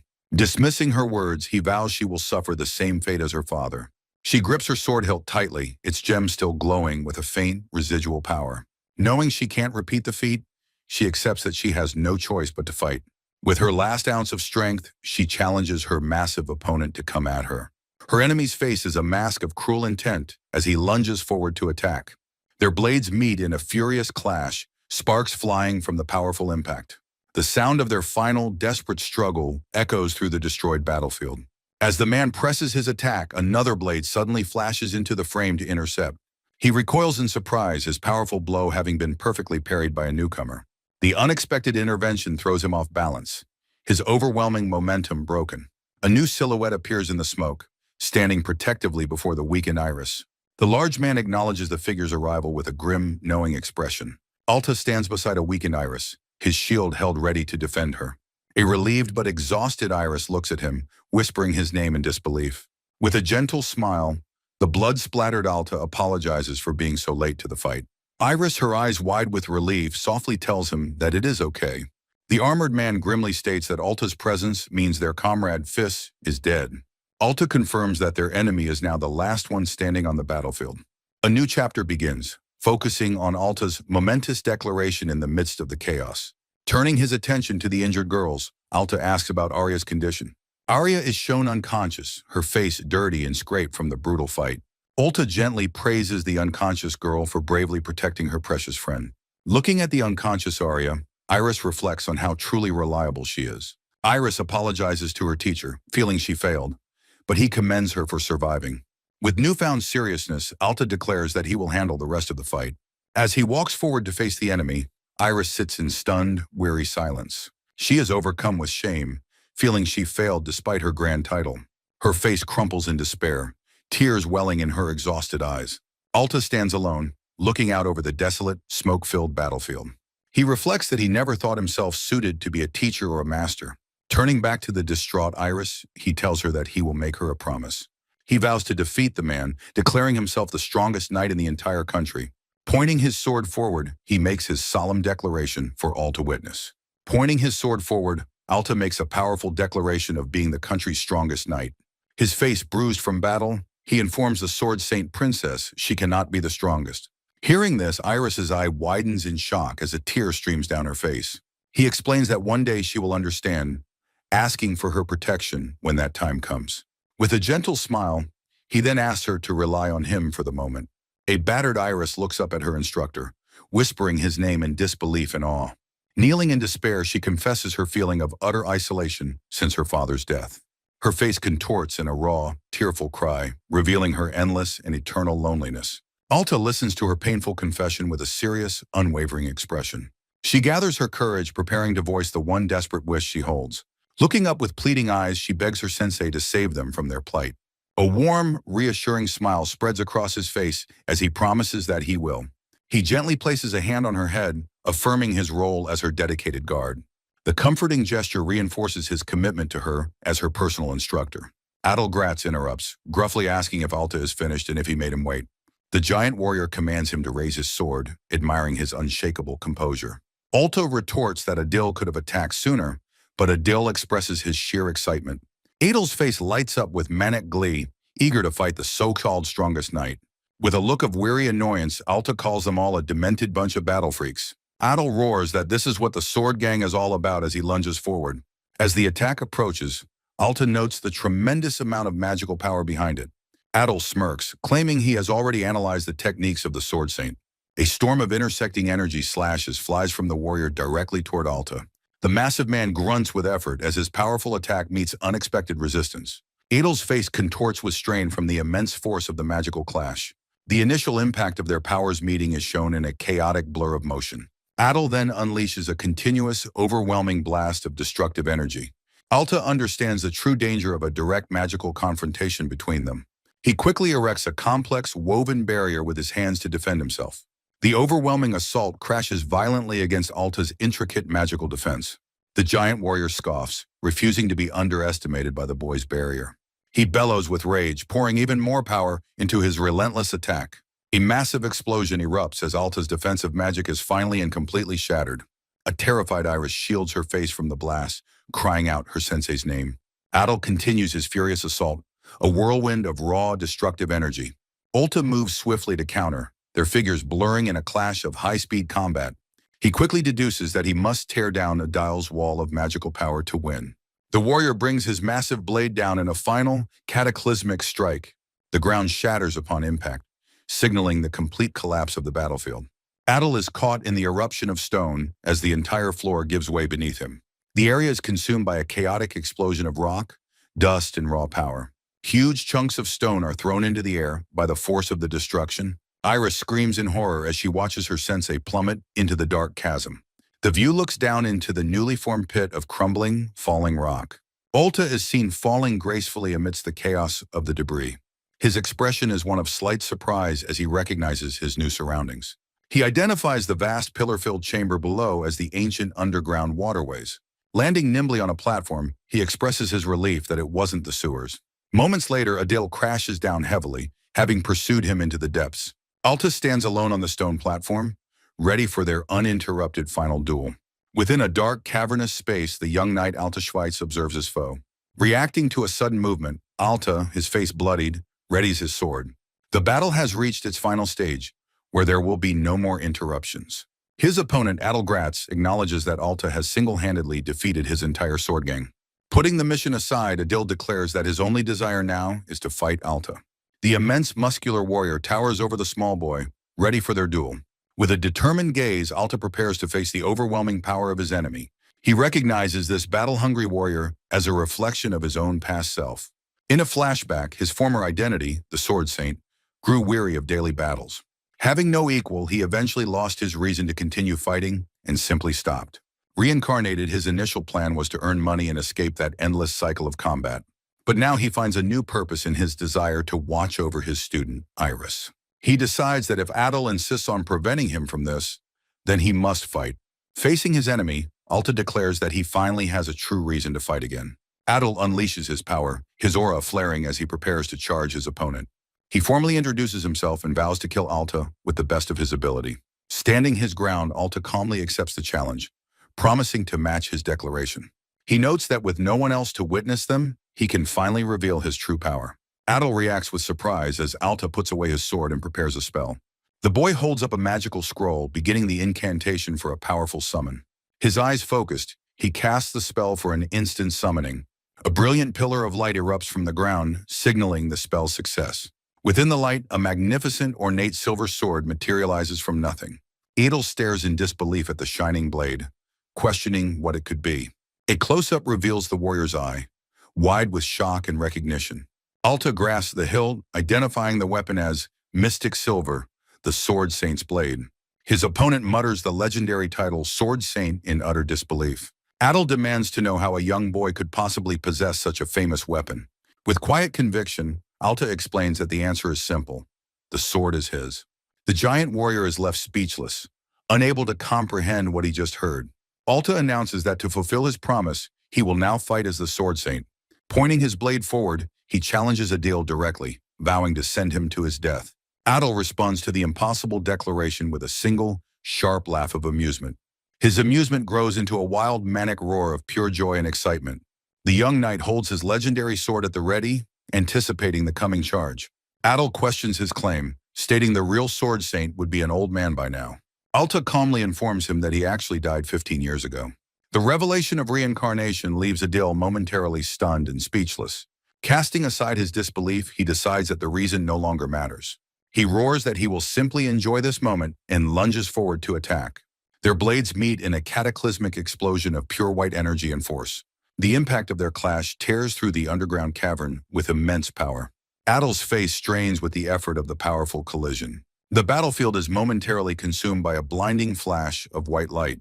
Adel expresses his surprise, believing his explosive attack was a direct hit. He stares into the smoke, bewildered by what just happened. Alta emerges unscathed, explaining that he simply sliced through the magic itself. His opponent lets out a frustrated grunt, annoyed by the boy's impossible skill. Adel unleashes another furious swing, which Alta easily parries with his silver blade. In response, Alta unleashes his own volley of swift, crescent-shaped energy slashes. A close-up shows Adil gritting his teeth as an attack zips past him. An immense explosion of light and energy erupts at the point of impact. Adel stands firm amidst the aftershocks, his expression one of fierce determination. Alta internally identifies his opponent's ability as a form of explosive armor. The two warriors clash, Adel's massive swing met by Alta's swift parry. Another explosive detonation occurs as Alta deflects a powerful arcing blow from Adel. Their faces are shown in extreme close-up, both roaring with exertion during their struggle. Alta's bruised face is seen in profile, his gaze steady and focused. The battle rages as a blur of motion, their swords meeting repeatedly. From a distance, Alta stands ready as explosions trail from Adal's position. Alta holds his sword before him, his expression calm and ready for battle. Panting heavily, Adal admits that even his best efforts failed to reach Alta. He praises Alta's skill, saying it's so wonderful it makes him believe in reincarnation. Alta notes Adal's happiness, who confirms he has always dreamed of fighting the Sword Saint. Adal concedes Alta is the Sword Saint, but vows to prove himself stronger. A tight shot captures Adil's intense, focused eye as he prepares to continue. Suddenly, Adal feels his immense magical power beginning to inexplicably fade away. A glimpse shows his hand as he clenches it, confused by the strange phenomenon. Alta stands calmly, his sword emitting a powerful, radiating glow that fills the area. Adal asks if the sword is sucking his power. Alta confirms he has noticed.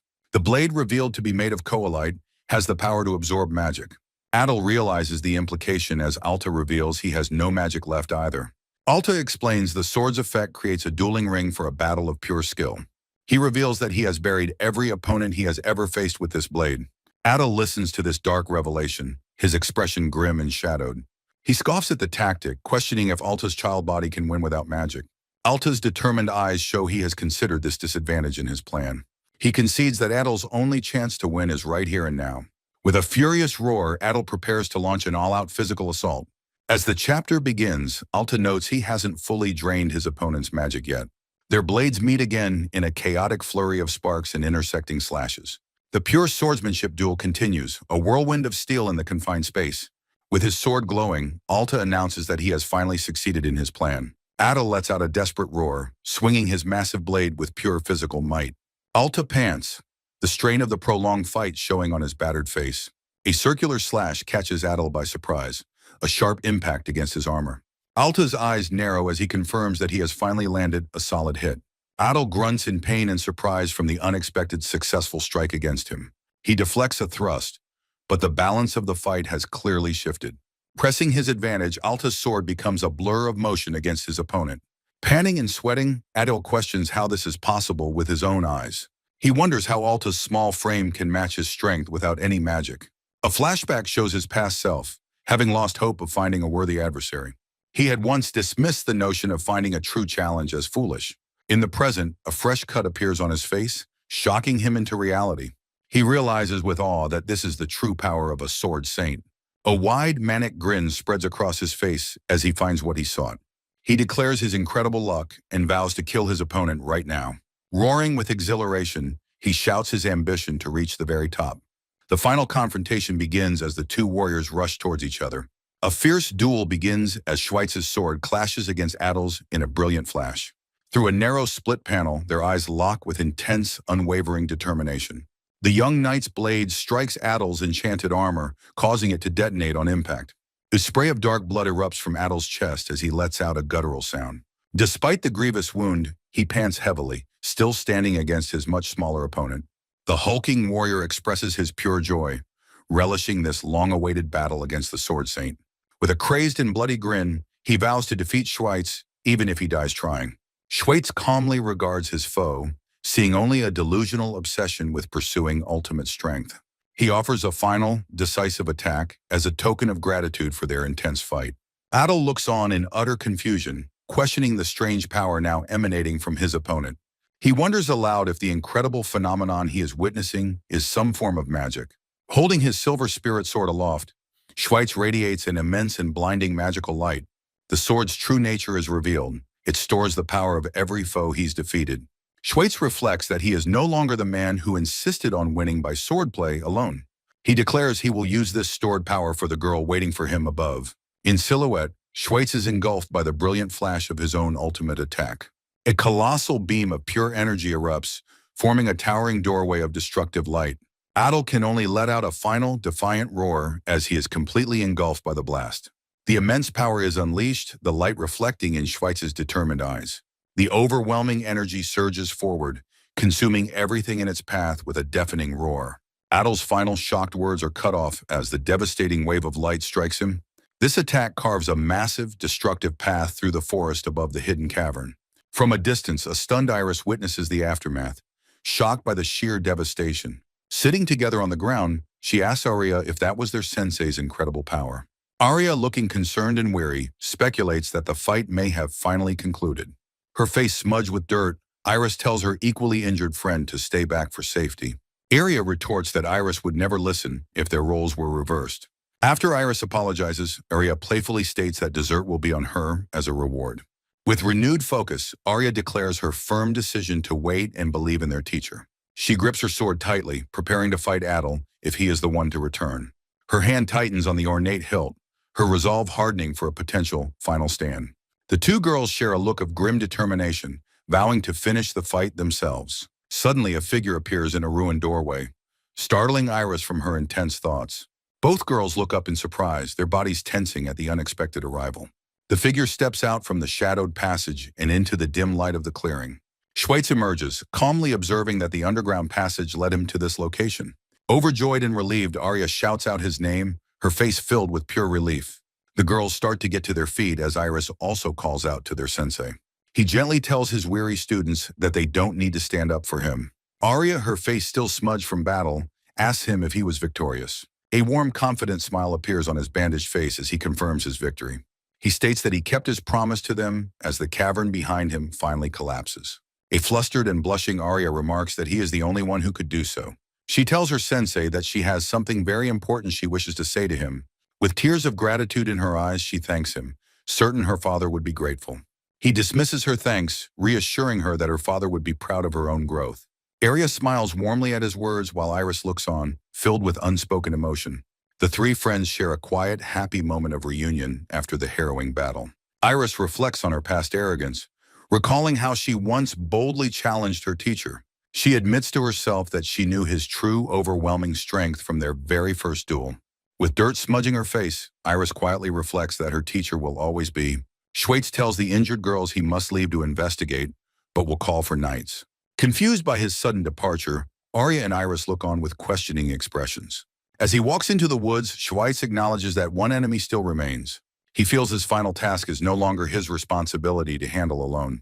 The scene shifts to a grand, imposing castle, the heart of the conspiracy. Inside, Commander Zeal Tillich trembles on his throne, enraged by the Sword Gang's failure. He furiously screams, questioning how difficult it could be to kill a teenage girl.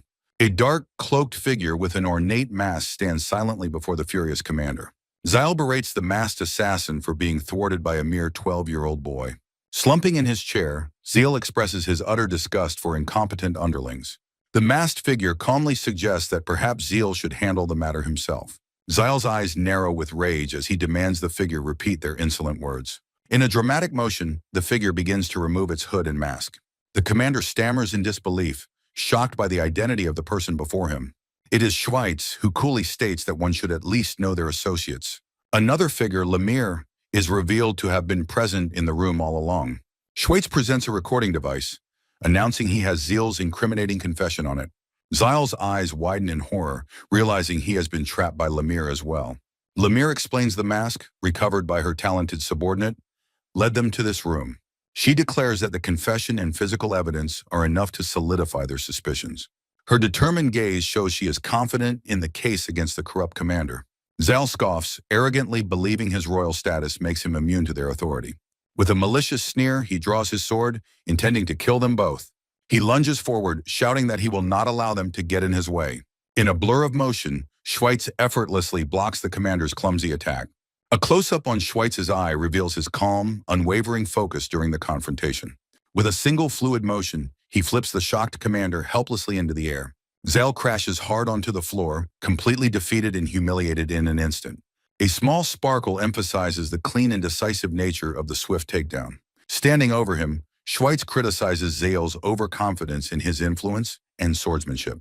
The story moves to the formidable headquarters of the Sirius Black Knights Order. Inside her office, Lemire finds a drink brought to her to be quite refreshing. Schweitz, now in his formal uniform, remarks that it has been a while. Lemire congratulates him on another great job and the successful capture of Zeal. She holds the cracked recording device, a key piece of evidence from their victory. In a cheerful doodle, she promises him a special bonus for his excellent work. With a greedy smile, Schweitz cheekily replies that he already made an estimate. His expression turns serious as he comments on how busy things seem to be. Lemire confirms they are overwhelmed with inquiries and must now find the palace mole.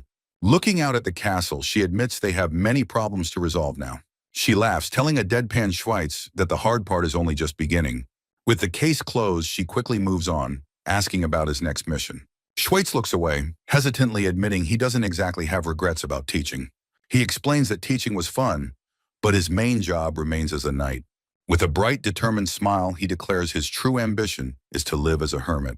His commander is left utterly flabbergasted by this unusual dream for a 12-year-old. She decides to shelve the bizarre conversation, suggesting they discuss it at a bar. Peeking over a document, she proposes they can talk about a new mission then. The scene settles on the academy town as bells chime peacefully over the city. Students joyfully leave the academy, with an energetic Arya waving to a friend. Amidst the crowd, Arya spots Iris standing alone on a distant stone balcony. Approaching with a friend, Arya shows her concern by asking about Iris's physical condition.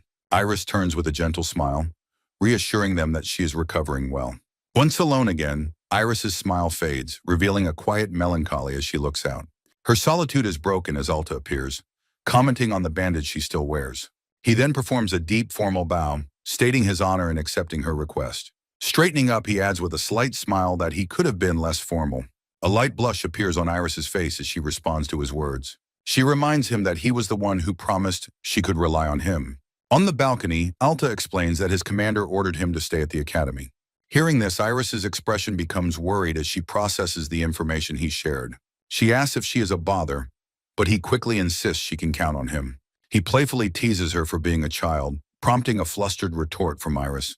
The lighthearted jab makes Iris giggle, breaking the serious tension between them. A flashback shows Iris declaring her past goal to become a swordsman just like him. In the present, she fiercely declares her new ambition to surpass him as a knight. Alta looks at her with a supportive smile, expressing his hope she will succeed. Witnessing their moment, Arya clears her throat, signaling for them to make it official. Iris formally requests that First Officer Alta Schweitz become her personal bodyguard. In a windswept moment, Alta firmly grasps her hand and gladly accepts her request. The sudden formality leaves a blushing Arya shocked, questioning Alta's role as an instructor. Another student steps forward with a challenging look, proposing a match with Alta after class. Arya shoves her friend aside, demanding her own serious fight with their instructor. She then reminds Alta that she had already requested a duel with him first. Feeling overwhelmed by the sudden challenges, Alta wonders why his life is restarting here. Despite the chaos, a genuine smile reveals his happiness with this unexpected new life. He silently promises to watch over her, for however long he is able to. The trio stands together, united in her quest to become the country's strongest knight.